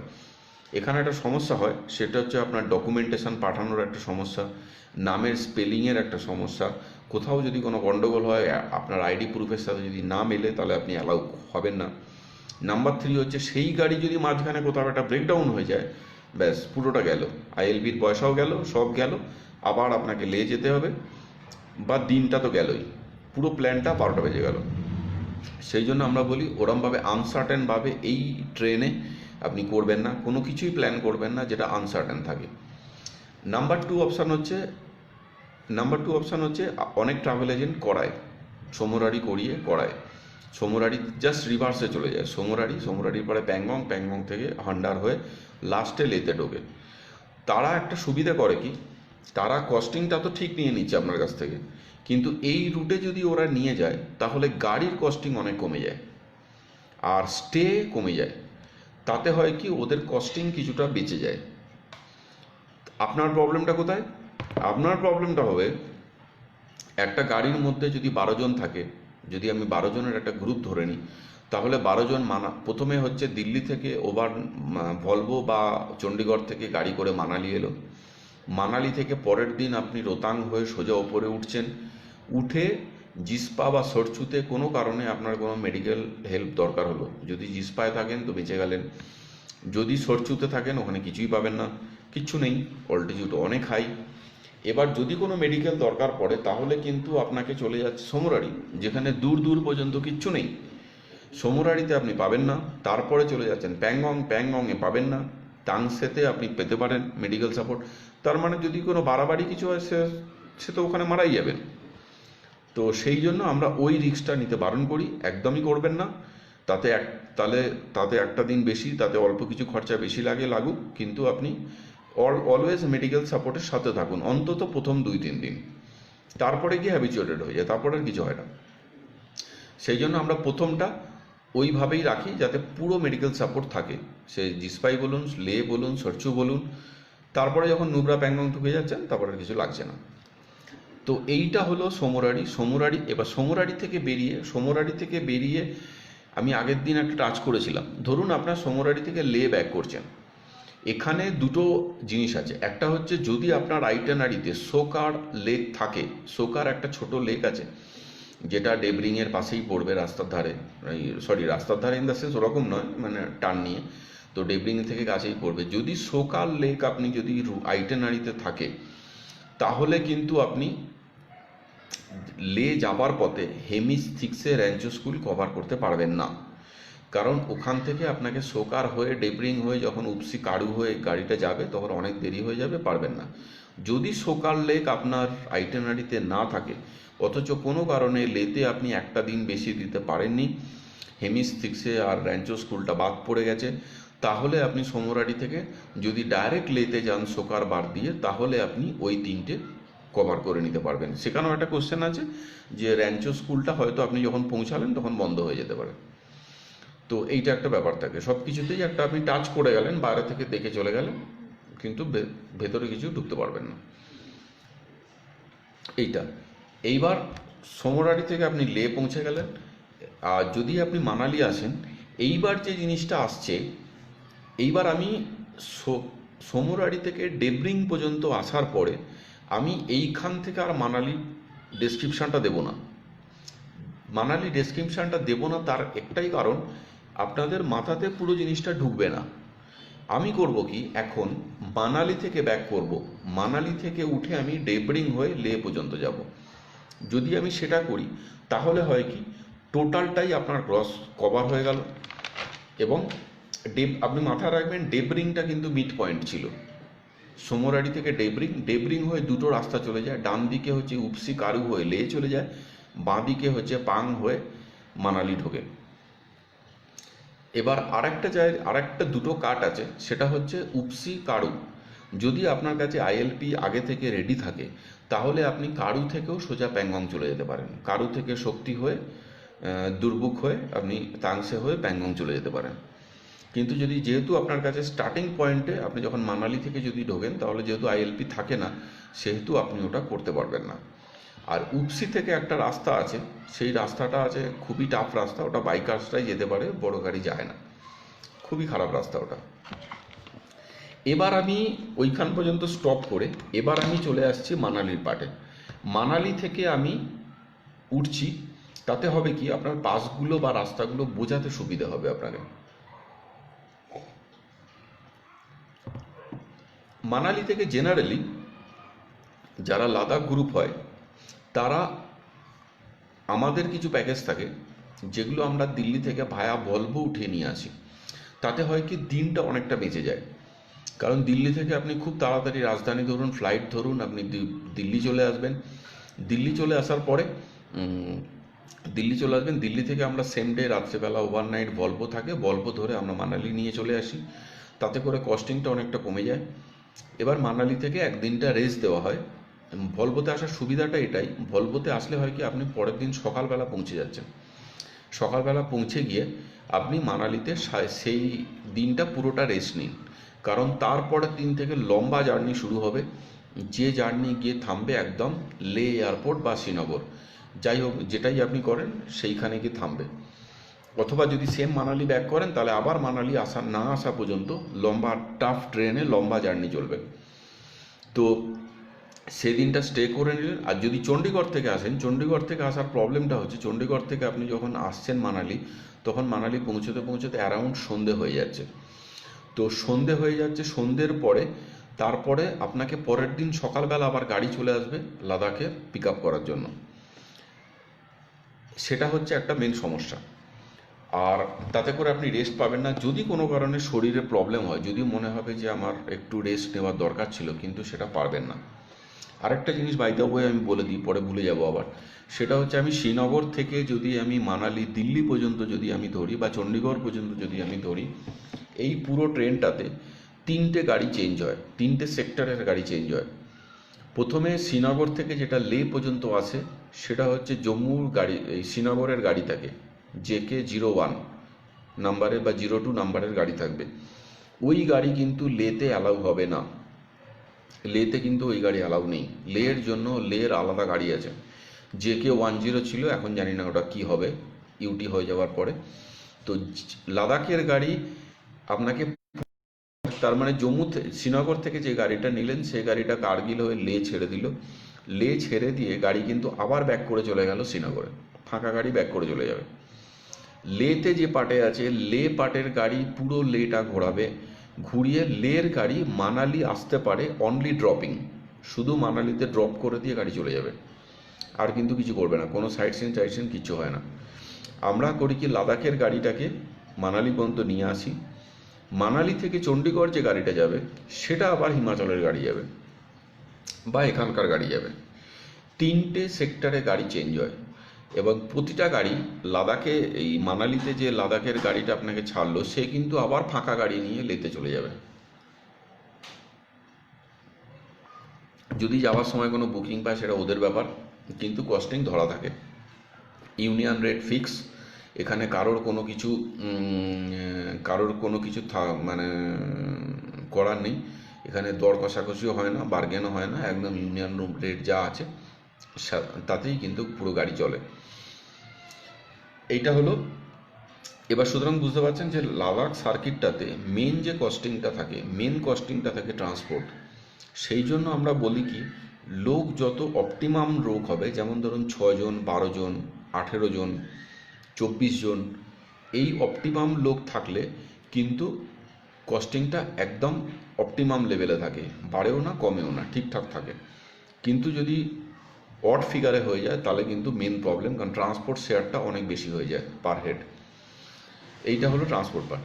এবার আমি মানালি চলে আসছি, মানালিতে এসে আমি একদিন থাকছি। যদি আপনি মনে করেন যে আপনার বডি ফিট আছে, কোনো প্রবলেম নেই, তাহলে আপনি সেদিনকে বিকেলবেলাটা বা আফটার লাঞ্চ করার পরে লোকাল টুকটাক সাইট সিন, মল্লোট টল্লোট এগুলো ঘুরে নিতে পারেন। ঘুরে নিয়ে পরের দিন সকালবেলা আপনি বেরিয়ে যাবেন লের জন্য। এবার আমি আপনাকে বলছি, যদি কারোর প্ল্যানিং থাকে যে লে লাদাখ দেখব, লে লাদাখ যাব, তাহলে কিন্তু রোতাং পাস নিয়ে খুব বেশি তাড়াহুড়ো বা খুব বেশি লাফালাফি করতে যাবেন না। অনেকে আছে মানালিতে এসে রোতাং পাস দেখতে যায়, আর রোতাং পাসে যদি বরফের ওয়াল দেখতে হয় তাহলে তো রোতাং পাস খোলার ওই মে জুন মাসেই দেখতে হবে, তাহলেই আপনি বরফের ওয়াল দেখা যায়। এবার যদি আপনার লাদাখের প্ল্যানিং থাকে, ভবিষ্যতে কখনো লাদাখ যাবেন, তাহলে বলবো কি, আমরা রোতাং পাস নিয়ে অত মাথা ব্যথা করবেন না। কারণ মানালি থেকে শ্রীনগর থেকে যখন আপনি লে ঢুকছেন, আপনি 3টে পাস ক্রস করছেন। এক হচ্ছে জজিলা পাস, নাম্বার 2 হচ্ছে নামিকলা পাস, নাম্বার 3 হচ্ছে ফটুলা পাস। 3টে পাস ক্রস করছেন। আর যখন যখন আপনি মানালি থেকে যখন আপনি লেতে যাচ্ছেন, তখন তখন আপনার তখন তখন আপনাকে 5টা পাস ক্রস করতে হবে। আই থিঙ্ক 5টা, আমি বলে যাচ্ছি, সেটা পরে সুবিধা হবে। ফার্স্ট হচ্ছে রোতাং পাস। রোতাং পাসের অল্টিটিউড হচ্ছে 13,050 ফুট। নাম্বার 2 হচ্ছে জিংজিংবার পাস। জিংজিংবার পাসের অল্টিটিউড হচ্ছে 16,040 ফুট, ওরকমই 40-50। জিংজিংবারের পাসের পরে হচ্ছে বারালাচা পাস। বারালাচা পাসের হাইটও হবে আপনার 16,050 বা 16,000, ওরকম সেম। জিংজিংবার আর বারালাচা সেম হাইট মোরালেস। বারালাচার পরে আসবে আপনার নাকিলা পাস। নাকিলা পাসের হাইট হচ্ছে 15,547 ফুট। নাকিলা পাসের পরে হচ্ছে লাচুংলা পাস। লাচুংলা পাসের হাইট হচ্ছে 16,616 ফুট। লাচুংলা পাসের পরে হচ্ছে তাংলাংলা পাস। তাংলাংলা পাসের হাইট হচ্ছে 17,480 ফুট। তাংলাংলা পাস হচ্ছে ওয়ার্ল্ডস হাইয়েস্ট পাস। ওয়ার্ল্ডের সবচেয়ে হাইয়েস্ট পাস হচ্ছে তাংলাংলা পাস। তার মানে বুঝলেন, আপনি যখন মানালি থেকে লে যাচ্ছেন, মানালি থেকে লেতে যাওয়ার জন্য পয়সা খরচা করে লোকে দুটো কারণে। এক হচ্ছে শ্রীনগরের ঝামেলাটা আমি নেব না, শ্রীনগরে যদি কোনো প্রবলেম অ্যারাইজ করে আমার ট্যুরটা ক্যান্সেল হয়ে যাবে, বন্ধ হয়ে যাবে। নাম্বার 2 হচ্ছে যে আমি যদি মানালি থেকে যাই তাহলে অনেক হাই অল্টিটিউড পাস ক্রস করতে হবে, এবং সেই রাস্তাগুলো মোরলেস যেমন ডেঞ্জারাস তেমন সুন্দর, ভয়ঙ্কর সুন্দর যদি ওয়ার্ড ইউজ করা হয় তাহলে হচ্ছে সেইটা। সেই জন্য মানালি অনেকে ইউজ করে, কিন্তু বেস্ট অপশান আগেও বলেছি শ্রীনগর থেকে মানালি। আরেকটা জিনিস আপনি বলবেন যে তাহলে যখন লাদাখ থেকে যখন আপনি মানালি আসছেন তখন তো আমি ওই পাসগুলোর ওপর দিয়ে যাচ্ছি, তাহলে আমি যাওয়ার সময় কেন ওগুলো দেখতে দেখতে যাব, অত ঝামেলা নিতে যাব? ঠিকই, প্রবলেমটা হয় কি, প্র্যাকটিক্যাল প্রবলেম, লাদাখে যে হাই ট্রেনে যে লম্বা লম্বা জার্নি আপনি করছেন এতদিন ধরে, তারপরে যখন আপনি লাস্ট সোমরারিতে এসে যখন পৌঁছাচ্ছেন, তখন আপনার মেন্টালিটি একটাই জিনিস চায়, আমি মানালিতে কখন নামবো, একটু হোটেলে দেখব, একটু বাঙালি খাবার খাবো, অ্যাটলিস্ট একটা রেস্টুরেন্টে কিছু একটা বসে আমি খাবো, যেটা অ্যাটলিস্ট আমার মনটা চাইছে, আমি এতদিন কোনো খাবার পাইনি, মন মতন কোনো খাবার পাইনি। নাম্বার 2 হচ্ছে যে আপনি অনেক হয়েছে, আর শরীর নিচ্ছে না, আমি বাড়ি যাব সবার আগে। এই দুটো কারণের জন্যই যতগুলো পাস আপনি ক্রস করে আসবেন, একটা পাসেও আপনি দাঁড় করাতে চাইবেন না। তবে এক্সেপশনাল লোকও সবাই আছে যাদের এনার্জি লেভেল অনেক হাই, তারা করে, কিন্তু ম্যাক্সিমাম ক্ষেত্রে দেখা গেছে কোনো পাস দেখবো না, তুই সোজা নিচে নামা আগে, এই প্রবলেমটা এসে যায়। সেই জন্য স্টার্টিংয়ে যখন আপনি যাচ্ছেন তখন কিন্তু পাসগুলো খুব ভালো এনজয় করতে করতে যাচ্ছেন। তার মানে আমরা যে রোতাং পাস নিয়ে লাফালাফি করি, সেই রোতাং পাসের হাইট হচ্ছে 13,000 ফুট, যেটা হচ্ছে সব থেকে ছোট। যতগুলো 6খানা পাসের মধ্যে সব থেকে নিচু পাস হচ্ছে রোতাং পাস, আর সব থেকে হাইয়েস্ট পাস হচ্ছে তাংলাংলা পাস। সুতরাং একটা কল চলে এসেছিল, এনিওয়ে, তো যারা যারা যারা মানালি থেকে লে যাচ্ছেন তারা কিন্তু এইটা নিয়ে মাথা ব্যথা করবেন না, কারণ রোতাং নিয়ে লাফালাফি করবেন না, কারণ রোতাং হচ্ছে সব থেকে নিচু পাস পুরো রাস্তাগুলোর মধ্যে। এবার আমি রুটটা বলতে থাকছি। মানালি থেকে বেরিয়ে মানালি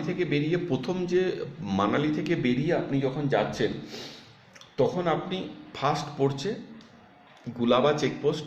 আরেকটা জিনিস মাথায় রাখবেন, মানালি থেকে যখন লের দিকে আপনি জার্নি স্টার্ট করবেন, সেই দিনটা যেন কোনোভাবে মঙ্গলবার না হয়। মঙ্গলবার যদি হয় তাহলে কিন্তু আপনি যেতে পারবেন না, কারণ মঙ্গলবারে রাস্তা বন্ধ থাকে। রোতাং পাস, বিয়ন্ড রোতাং, মানে রোতাং পাসটাই বন্ধ থাকে, ওখানে কোনো গাড়ি অ্যালাউ হয় না, আপনি পাস বার করতে পারবেন না। তো মঙ্গলবারে আপনি কখনোই যাবেন না। নাম্বার টু হচ্ছে, এবার আপনি অ্যাপার্ট মঙ্গলবার ছাড়া আপনি ধরুন বেরিয়ে প্রথমে আপনি গুলাবাতে চেকপোস্টে ক্লিয়ার করছেন। মে জুন মাসটাতে প্রচুর ভিড় থাকে, জুলাই আগস্ট সেপ্টেম্বর পুরো ফাঁকা, যেটা লাদাখের বা স্পিতি ভ্যালির টাইম। তো আপনি গিয়ে ওখান থেকে বেরিয়ে প্রথমে রোতাং পাস যাচ্ছেন। রোতাং পাসে ওই সময় জুলাইতে বরফ টরফ কিছু পাবেন না, অল্প কিছু যদি পেতে পারেন তাহলে লাক বাই চান্স পেয়ে যেতেও পারেন, বাট আগস্ট সেপ্টেম্বরে তো পাবেনই না, জুলাইতে কিছু হলেও পেয়ে যেতে পারেন। তো রোতাং পাস আপনি যাচ্ছেন, রোতাং পাস যাওয়ার পরে, রোতাং পাস পার করবার পরেই পড়বে আপনার কোকসার। কোকসারে ওখানে খাওয়া দাওয়া করতে পারেন, ওখানে কিছু রেস্টুরেন্ট আছে। কোকসারের পরে আপনার পড়বে দারচা, দারচার পরে পড়বে আপনার জিসপা। এই জিসপাতে আপনি কিন্তু সেদিনটা হল্ট করছেন।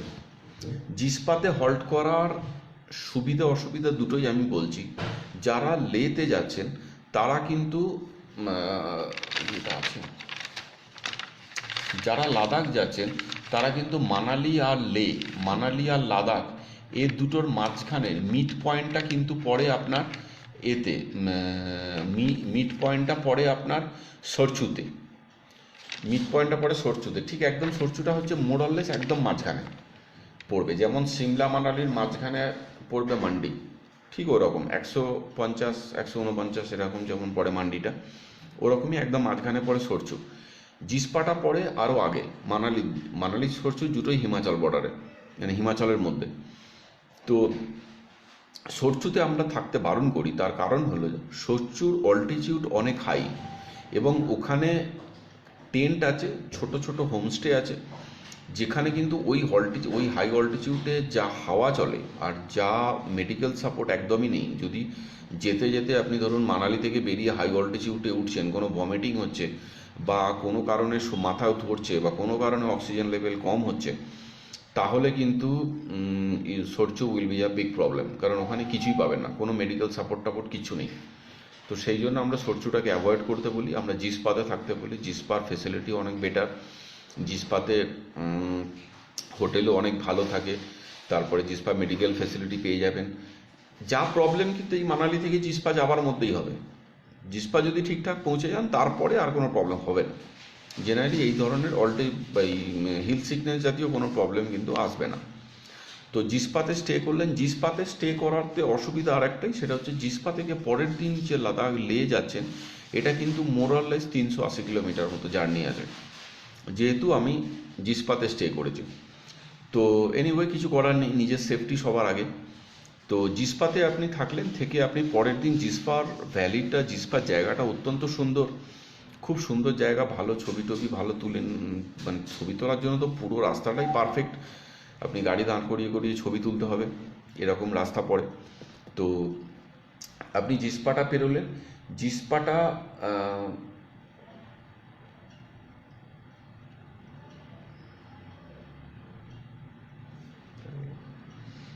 জিসপাটা পেরোলেন, জিসপার পরে আপনার পড়বে, জিসপার পরে যেটা পড়বে সেটা হচ্ছে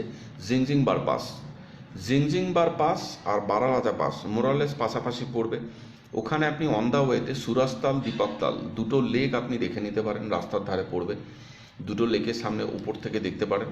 তো আই থিঙ্ক যেহেতু 380 কিলোমিটার রাস্তা ক্রস করতে হবে, খুব বেশি টাইম আপনি পাবেন না হাতে, তাও যাওয়ার সময় দেখে নিতে পারেন। তারপরে আপনি পড়বেন বারালাচা পাস পড়বে। বারালাচা পাস আপনি যখন ক্রস করবেন, ক্রস করার পরে পড়বে সরচু। সরচুতে আপনি গিয়েই বুঝতে পারবেন যে কেন সরচুতে থাকতে বারণ করা হচ্ছিল।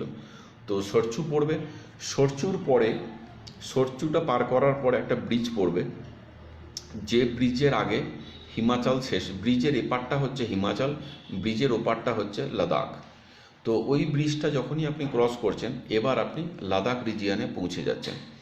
লাদাখ রিজিয়ানে পৌঁছে যাওয়ার পরে, লাদাখ রিজিয়ানে পৌঁছাচ্ছেন, এবার লাদাখ ওখান থেকে সরচু থেকে 20-22 কিলোমিটার পরে প্রথম যে বেন্ডটা পড়ে, এটা হচ্ছে গাটা লুপস বলে। গাটা লুপস মানে হচ্ছে, আপনি ধরুন ওই সিল্ক রুট যেটা আছে, আপনারা অনেকে দেখেছেন সিল্ক রুটে যে হেয়ার পিন টার্ন আছে, টার্ন জিগজ্যাগ রোড উপর উঠে যাচ্ছে, ঠিক সেম জিনিস, একদম পুরো সেম। গাটা লুপ পড়বে, গাটা লুপে টোটাল 21 কি 22 এরকম বেন্ড আছে, হেয়ার পিন বেন্ড আছে। ওই বেন্ডে যারা বাইকার্সরা যাবে তারা একটা জিনিস মাথায় রাখবেন, ওই বেন্ডের মাঝখানে যদি ট্রাক চলে আসে, তাহলে কিন্তু আপনারা ট্রাককে টপকে উঠতে যাবেন না, প্রবলেম হতে পারে, যার কারণে রাস্তাটা যেহেতু নামছে নিচের দিকে, সেই জন্য ট্রাকের যখন লাইন যায় তখন ওদের লাস্ট যে ট্রাকটা থাকে ওখানে ফ্ল্যাগ থাকে বা কোনো একটা সিম্বল থাকে বা ড্রাইভার বলে দেয় বলার পরে কিন্তু, কারণ আপনার সামনে তো হেয়ারপিন ব্যান্ড, আপনি তো দেখতে পাচ্ছেন না উল্টো দিক থেকে ট্রাক আসছে কিনা। আর বাইকার্সরা যখন যায় তারা ন্যাচারালি বাইকার্স লোড থাকে, বাইক লোড থাকে পুরো, তো সেই জন্য বারণ করে। ট্রাকের সিম্বল থাকে, কিছু কিছু ট্রাক আছে যেগুলো ফ্ল্যাগ লাগিয়ে দেয়, লাস্ট ট্রাকটা ফ্ল্যাগ লাগানো ট্র্যাক পাস করলো মানে আপনি ধরে নিলেন যে ওর পরে আর ট্রাক নেই, ওই ট্রাকটা বেরিয়ে যাওয়ার পরে আপনি এবার স্টার্ট করে দিলেন বা সামনে এগিয়ে গেলেন। তো এইটা পড়বে গাটা লুপস। গাটা লুপসের পরে, গাটা লুপস হচ্ছে আপনার 13,700 ফুট ওপরে, মানে অল্টিটিউড, গাটা লুপসের অল্টিটিউড হচ্ছে 13,700 ফুট। সুতরাং বুঝতেই পারছেন অনেক হাই, অনেক হাই অল্টিটিউডে উঠে গেছে। এবার আরেকটা পড়বে আপনার নাকিলা পাস। গাটা লুপসটা যেই পার করবেন, পার করে হচ্ছে নাকিলা পাস। নাকিলা পাসের হাইট আমি আপনাকে বলেছি 15,547 ফুট। তো নাকিলা পাসটা পড়বে, নাকিলা পাসটাকে আপনি টপকাবেন। টপকানোর পরে আসবে আপনার লাচুংলা পাস। লাচুংলা পাসের হাইট বলেছি 16,600 ফুট। এই যে নাকিলা পাস তাও ঠিক আছে, তারপরে যে দুটো পাস, লাচুংলা পাস আর তাংলাংলা পাস, এই দুটো পাসে বাইকার্সরা যারা যাবেন তাদের কাছে কিন্তু খুব সাবধান, কারণ অনেক হাই অল্টিটিউড, প্রায় 16,600, আর তাংলাংলা 17,500। তো এইখানে যেন গাড়ি খারাপ না হয়। যদিও গাড়ি খারাপ আপনার হাতে নেই, বাট তাও রিস্কি, কারণ এখানে অক্সিজেন লেভেল খুব ড্রাস্টিক্যালি নিচে নেমে যায়। যদি হাফ অ্যান আওয়ার, আর আপনার যদি ওখানে গাড়ি খারাপ হয়ে যায় তাহলে কিন্তু আপনাকে কোনো রাস্তা নেই, আপনাকে নেক্সট কোনো গ্রুপ আসলে তাদের কাছ থেকে হেল্প নিতে হবে, কারণ ওখানে কিছু নেই। সুতরাং সেই হেল্পটা আসতে যদি আধ ঘন্টা দেরি হয়ে যায় তাহলে কিন্তু it will be dangerous. Oxygen level drastically নামতে থাকে নিচে। তাই জন্য যারা বাইকার্স গ্রুপ যায় তাদেরকে আমরা বলি অক্সিমিটার বা অক্সি-99 একটা সাথে নিয়ে রাখবেন। তাতে করে হবে কি, আপনি অক্সিজেন চেক করে নেবেন, যদি দেখা যায় যে 60%-এর নিচে অক্সিজেন লেভেল চলে গেছে তাহলে ইমিডিয়েটলি অক্সি-99 স্প্রে নিতে পারেন, বা কর্পূর, আদা এগুলো নিতে পারেন, খেতে পারেন হালকা করে, তাতে করে ওই প্রবলেমটা অনেক কমে যায়। তো এগুলো হচ্ছে সেফটি পারপাস। তো নাকিলা পাস পেরোবেন, নাকিলা পাসের পরে হবে লাচুংলা পাস। লাচুংলা পাসের পরে যেটা পড়বে সেটা হচ্ছে পাং বলে একটা জায়গা পড়বে। পাং হচ্ছে অ্যারাউন্ড 15,280 ফুট। পাং হচ্ছে ওয়ার্ল্ডের হায়েস্ট আর্মি ট্রানজিট ক্যাম্প। পাং ওই জায়গাটাও দেখবেন খুব ভালো, আর্মির ট্রাক ভর্তি থাকে। পাং পুরো ফাঁকা জায়গা। এই জায়গার সিনিক বিউটিটা হচ্ছে একটাই, সেটা হচ্ছে একদিকে পাহাড়, একদিকে আর পাহাড়ের কালার আলাদা। হয়তো সামনের পাহাড়টা লাল, পাশের পাহাড়টা হচ্ছে রকি, মানে কালচে পাহাড়। এরকম পাহাড়ের রং কিন্তু চেঞ্জ হয়, অসম্ভব সুন্দর জায়গা। ওটা কখনো গুগলে দেখে নিতে পারেন, তবে আমি বলি গুগলে না দেখে যাদের প্ল্যান আছে ফার্স্ট টাইম দেখুন, মন ভরে যাবে, দু চোখ ভরে যাবে, দু চোখ ভরে শুধু দেখে নিন। ওই সিনিক বিউটি অসম্ভব সুন্দর লাদাখ। মানে লাদাখ কেন এত ফেভারিট সেটা ওই সব সিনগুলো দেখলে বুঝতে পারবেন। যেটা আপনি যখন ব্যাক করে নামছেন তখন কিন্তু আর আপনার মন কাজ করবে না, কারণ অলরেডি আপনি ভালো জিনিস দেখে এসছেন, আর ওই সব পাঁচটা আর মাথায় কাজ করে না। এবার পাং চলে এলো। পাংয়ের পরে মোস্ট ফেভারিট জায়গা যেটা আছে সেটা হচ্ছে মুর প্লেন। মুর প্লেন হচ্ছে বাইকার্সদের স্বর্গরাজ্য। যারা বাইকার্স আছে বা যারা সেলফ ড্রিভেন কার তো আপনি ঠিক আছে যেতেই পারেন, বা বাইকার্সদের স্বর্গরাজ্য। মুর প্লেনটা হচ্ছে আপনার 35 কিলোমিটার লম্বা রাস্তা, মখমলের মতো রাস্তা, যেখানে দেখবেন যে বাইকার্সরা হাত হ্যান্ডেল ছেড়ে দিয়ে পাখির মতন উঠতে উঠতে ডানা মেলে ওড়ে বাইক চালায়। তো মুর প্লেনটা হচ্ছে একদম বাইকার্সদের স্বর্গরাজ্য। মুর প্লেনে যদি কখনো যারা সাথেও থাকে বা যারা বাইক নিয়ে যায় তাদের তো স্বপ্ন মুর প্লেনে বাইক চালানো। তো মুর প্লেন টোটাল 35 কিলোমিটার লম্বা, এবং সবথেকে সুবিধা হচ্ছে পুরো রাস্তাটাই কিন্তু লম্বা, কোনো বেন্ড নেই, হালকা ফুলকা কিছু একটা দুটো বেন্ড আছে, কিন্তু পুরো 35 কিলোমিটার লম্বা রাস্তা। মানে আপনি দেখতে পাচ্ছেন না, কিন্তু ওই রাস্তাটাই গিয়ে আস্তে আস্তে মিলিয়ে গেল, মানে এত স্ট্রেট রাস্তা একদম পুরো মুর প্লেন। মুর প্লেনের পরে আসবে যেটা, সেটা হচ্ছে তাংলাংলা পাস। তাংলাংলা পাস হচ্ছে ওয়ার্ল্ডের হাইয়েস্ট পাস। তাংলাংলা পাস, এটা হাই অল্টিটিউড বলেছি, 17,480 ফুট তাংলাংলা পাসটা।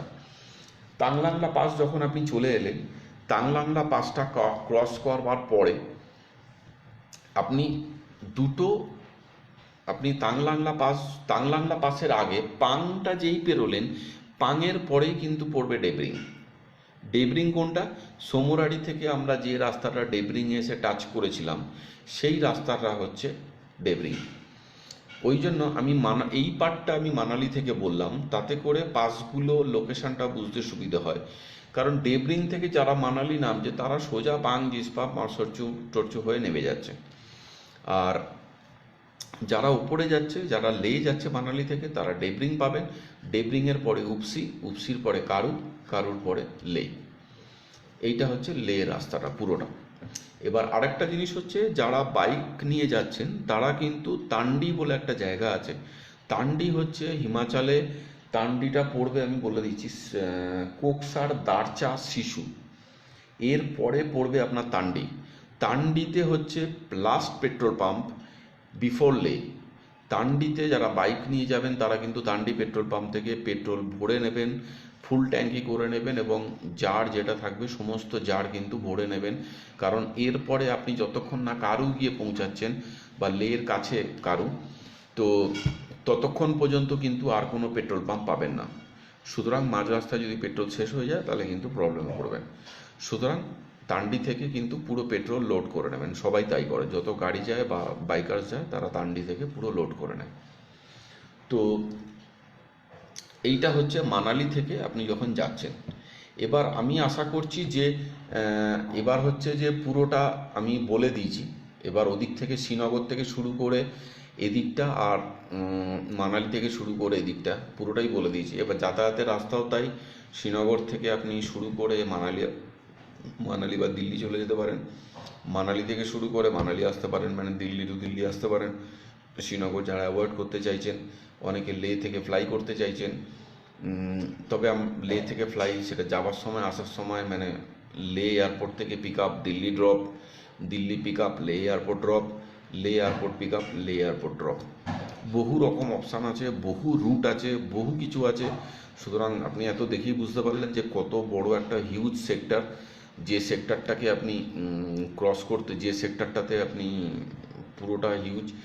তো তাও এছাড়াও বাইকার্সদের জন্য যারা আছে, সেখানে বাইকার্সরা যারা আছে তাদের জন্য আরও অনেক ছোটোখাটো জায়গা আছে। তবে আমি যেটা এই যে ডেসক্রিপশানটা দিলাম, পুরোপুরি মোটামুটি ম্যাক্সিমাম লাদাখকে কভার করানো আছে। আর আরেকটা জিনিস যেটা আগের দিন আমি বলিনি, সেটা হচ্ছে থাং যে ভিলেজটা যেটা বলেছিলাম আমি, তুরতুক থেকে আগে যেতে হয়। থাং ভিলেজে তো যাওয়ার পারমিশন পাবেন না, তাকসি থেকে ওপর থেকে দেখা যায়। সেটা হচ্ছে থাংয়ের পরেই পাকিস্তানের যে ভিলেজটা ওখানে দেখা যায় সেটাকে বলে ফ্রানু। অনেকে FRANU ফ্রানু, আবার অনেকে PHRANU ফ্রানুও বলে। তো ফ্রানু ভিলেজটা হচ্ছে পাকিস্তানের, যেটা থাং বা তাকসি থেকে দেখা যায়। তো ওই পার্টটা আমি তখন মিস করে গেছিলাম, এনিওয়ে বলে দিলাম। এইবার হচ্ছে এই যে লাদাখ, আর একটা জিনিস হচ্ছে, আপনারা অনেকে কোশ্চেন করে বাইকার্সদের জন্য আমরা করে দিই। তবে বাইকার্সদের আমরা বলি যে বাইকার্সদের আপনারা বাইক নিয়ে নিন, কিন্তু হাই অল্টিটিউডে চালানোর মতন, ওই রাস্তা ক্রস করার মতন আপনার বাইকে ট্রেনিং থাকাটা বা বাইক চালানো অভ্যাস থাকাটা খুবই জরুরি। Per day 300-400 kilometre minimum bike চালানোর, কন্টিনিউ চালানোর মতন এক্সপিরিয়েন্স থাকতে হয়। আর ল্যান্ডে 300 কিলোমিটার মানে ওই হাই ট্রেনে 100 কিলোমিটারে সেম এনার্জি লস হয়ে যায়, মানে পারে না অনেক সময়। অনেকে আছে ভয় পেয়ে ব্যাক করে চলে আসে, পারেই না তারা গাড়ি যেতে। তো বাইকার্সদের জন্য আমরা বলি যে বাইকটা আপনি যদি নিজে বাইক নিয়ে আসেন, তার জন্য পুরো গাইড আমরা করে দিই। রুট প্ল্যান আপনারাও যারা বাইক নিয়ে আসে জেনারেলি তারা লেখাপড়া করে আসে, পুরো বহুদিন রিসার্চ করে এর ওপরে, তারপরে আসে। আর না তো আমরা রুট প্ল্যান বলে দিই, রুট প্ল্যান করে দিই। আর বাদ বাকি হচ্ছে হোটেল স্টে, আমরা বাইকার্সদের বলি যে আপনারা আমাদের কাছ থেকে হোটেল স্টে নেবেন না, নিতে বারণ করি একটাই কারণের জন্য, কারণ আপনি কখন কোন পরিস্থিতিতে কোন লোকেশানে থাকছেন, আপনার শরীর হয়তো মনে হচ্ছে আপনি জিসপা থেকে বা সরচু থেকে আপনি টানা লে ঢুকবেন, কিন্তু মানালি থেকে বেরিয়ে দেখা গেল জিসপাতে গিয়ে কোনো প্রবলেম হচ্ছে, আপনি জিসপাতে স্টে করে গেলেন, সরচু গেলেনই না। পরের দিন দেখা যাচ্ছে যে শরীর পুরোটা ভালো হয়নি, আপনি লে টানবেন না, আপনি সরচুতে থেকে গেলেন, বা ডেবরিংয়ে থাকলেন, বা উপসিতে থাকলেন। এটা আপনার কাছে ফ্রি হ্যান্ড দেওয়াটা অত্যন্ত জরুরি, তাতে করে আপনি ফ্রিলি থাকবেন, আর বাইকার্সদের জন্য আপনারা জানেন বাইকার্সরা যেভাবে থাকে তাদের ওদের 600-700 টাকা 800 টাকায় টেন্ট পাওয়া যায়, টেন্ট বা হোমস্টে। এমনও দেখেছি বাইকার্সরা 200-300 টাকার হোমস্টেতেও থাকছে পার হেড। ন্যাচারালি বুঝতেই পারছেন হোমস্টেগুলোর অবস্থা ওই রকমই টাইপ। তো এইটা হচ্ছে বাইকার্সের কোয়ারি। আর বাদ বাকি তো মোটামুটি সবই কভার হয়ে গেছে, আর কিছু আলাদা করে কভার নেই। এখান থেকে পুরোটা পুরোটা কভার হয়ে গেছে। এবার বাদ বাকি আপনাদের যা যা কোয়েরি আছে আপনি কোয়েরি করতে পারেন, কোয়েরি করুন। আমি আগের দিনে যাবতীয় কোয়েরি আর আজকের সমস্ত কোয়েরির আমি রিপ্লাই দিয়ে দেবো। আর কোনো বৈজমভাবে আরেকটা জিনিস বলছি যে যারা সিরিয়াসলি লাদাখ প্ল্যান করতে চান, এবছর তো ছেড়ে দিন, এবছর আর হবে না। নেক্সট ইয়ারে যারা লাদাখ প্ল্যান করতে চাইছেন তাদেরকে আমরা বলে দেবো যে আপনারা যারা সিরিয়াসলি প্ল্যান করছেন তারা কমেন্ট করে বা হোয়াটসঅ্যাপ করে ছেড়ে দেবেন না, ফোন করে অ্যাটলিস্ট ফোন করুন, সো দ্যাট আমার বুঝতে সুবিধা হবে যে আপনি এক্স্যাক্টলি কী চাইছেন, এবং তার উপর বেস করে যদি আমার রেডি প্যাকেজের সাথে মিলে যায় আমি আপনাকে দিয়ে দেবো। আর যদি মনে হচ্ছে মিলছে না তাহলে কিন্তু আপনাকে টাইম দিতে হবে, কারণ এখন যা লাদাখের পরিস্থিতি বা চারিদিকের পরিস্থিতি সবই বন্ধ। সুতরাং যেহেতু হাতে প্রচুর টাইমও আছে, আমি তাদের যাদের পুরোটাই কাস্টমাইজ আছে পুরোটা, তাদেরকে আমি আলাদা করে প্ল্যান করে আমি পাঠিয়ে দেবো। সুতরাং সেটা নিয়ে কোনো চিন্তা করার কারণ নেই। আর আর মোটামুটি তো সবই ঠিক আছে। আজকে তো এইটুকুনি, মোটামুটি 2টো এপিসোডে লাদাখ পুরো কমপ্লিট। আই হোপ এটা আপনাদের পরবর্তী প্ল্যান করতে খুবই কাজে লাগবে। সে যার সাথেই যান না কেন আপনার এটাকে অ্যাসেট হিসাবে আপনি আপনাদের সবার ওয়ালে শেয়ার করে রাখবেন, যাতে করে আপনি যখন দরকার পড়বে তখন আপনি যেন ইনস্ট্যান্ট ওখান থেকে পেয়ে যান। কারণ বাঙালির বেড়ানো গ্রুপে হয়তো আজ থেকে 6 মাস পরে অনেক নিচে নেমে যাবে, তখন হয়তো লিঙ্ক নাও পেতে পারেন। যে যার নিজের ওয়ালে সেভ করে রাখুন, শেয়ার করে রাখুন, তাতে করে আপনারই খুঁজতে সুবিধা হবে, যাতে ভবিষ্যতে সুবিধা হয়। তো লাদাখ শেষ মোটামুটি। আর আপনাদের সবাইকে অসংখ্য ধন্যবাদ, আপনারা সবাই আমার পাশে ছিলেন বা আমাকে এতটা অ্যাপ্রিসিয়েট করেন। তো আমি সবাইকে থ্যাংক ইউ, সবাইকে অসংখ্য ধন্যবাদ, সবাইকে যারা দেখছেন বা যারা দেখছেন না। আর আপনারা সবাই ভালো থাকবেন, সুস্থ থাকুন। আর খুব তাড়াতাড়ি এটা ঠিক হয়ে গেলে আবার শুরু করুন।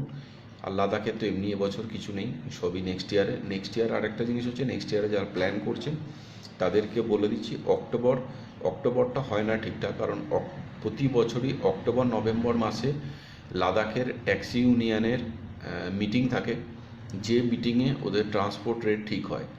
তো আমরা সেই মিটিংটা না হওয়া পর্যন্ত এক্স্যাক্ট রেট আমরা দিতে পারি না, কস্টিং দিতে পারি না, একটা অ্যাপ্রক্সিমেটলি দিয়ে দিই। লাস্ট 3 বছর যেমন রেট বাড়েনি, প্রতিবারই মিটিং হয় কিন্তু রেট বাড়েনি, রেট একই রেখে দিয়েছে। তো এবছরও আশা করি অক্টোবরের এন্ডে মিটিং হবে। মিটিং হওয়ার পরে মোটামুটি যারা 2021-এর প্ল্যান করবেন, নভেম্বর, ডিসেম্বর, জানুয়ারি এই 3 মাস হচ্ছে কনফার্ম, মানে ফাইনাল কনফার্মেশন সব কিছু চলে আসে। তো এর পরে দেরি করবেন না যারা করবেন, তাহলে কিন্তু এই টেন্ট বা থাকা নিয়ে, স্টে নিয়ে কিন্তু সমস্যা চলে আসে।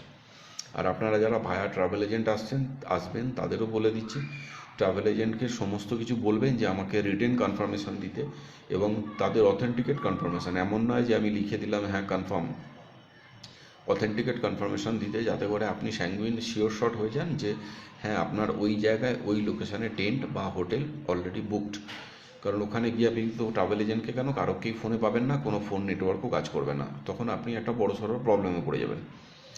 তো এইটা আপনি করবেন। আর অ্যাজ সাচ কিছু নেই। যদি আপনাদের ফার্দার, যদি আমার যতটুকু মনে এলো আমি মোটামুটি কভার করে দিলাম। যদি আপনাদের আরও কিছু কোয়ারি থাকে আমাকে কমেন্টে বা ফোন করে আমাকে জানাতে পারবেন। আমার ফোন নাম্বার অলরেডি দেওয়া আছে, আমার ফোন নাম্বারটাও খুব ইজি মনে রাখার পক্ষেও। তো আপনি ফোন করে ডাইরেক্ট আমাকে ফোন করতে পারেন, যখন খুশি ফোন করতে পারেন, আমার কোনো অসুবিধা নেই। আমি যদি ব্যস্ত থাকি আমি আপনাকে বলে দেবো, আমি আপনাকে পরে আবার রিং করে নেবো। বাট আপনার হেজিটেট করার দরকার নেই, আপনি ফোন করবেন, কোনো অসুবিধা নেই। আপনাদের হেল্প বা পুরো জিনিসটা, ইনফরমেশনটা দেওয়াটাই হচ্ছে আমাদের কাজ। ঠিক আছে, ওকে, থ্যাংক ইউ।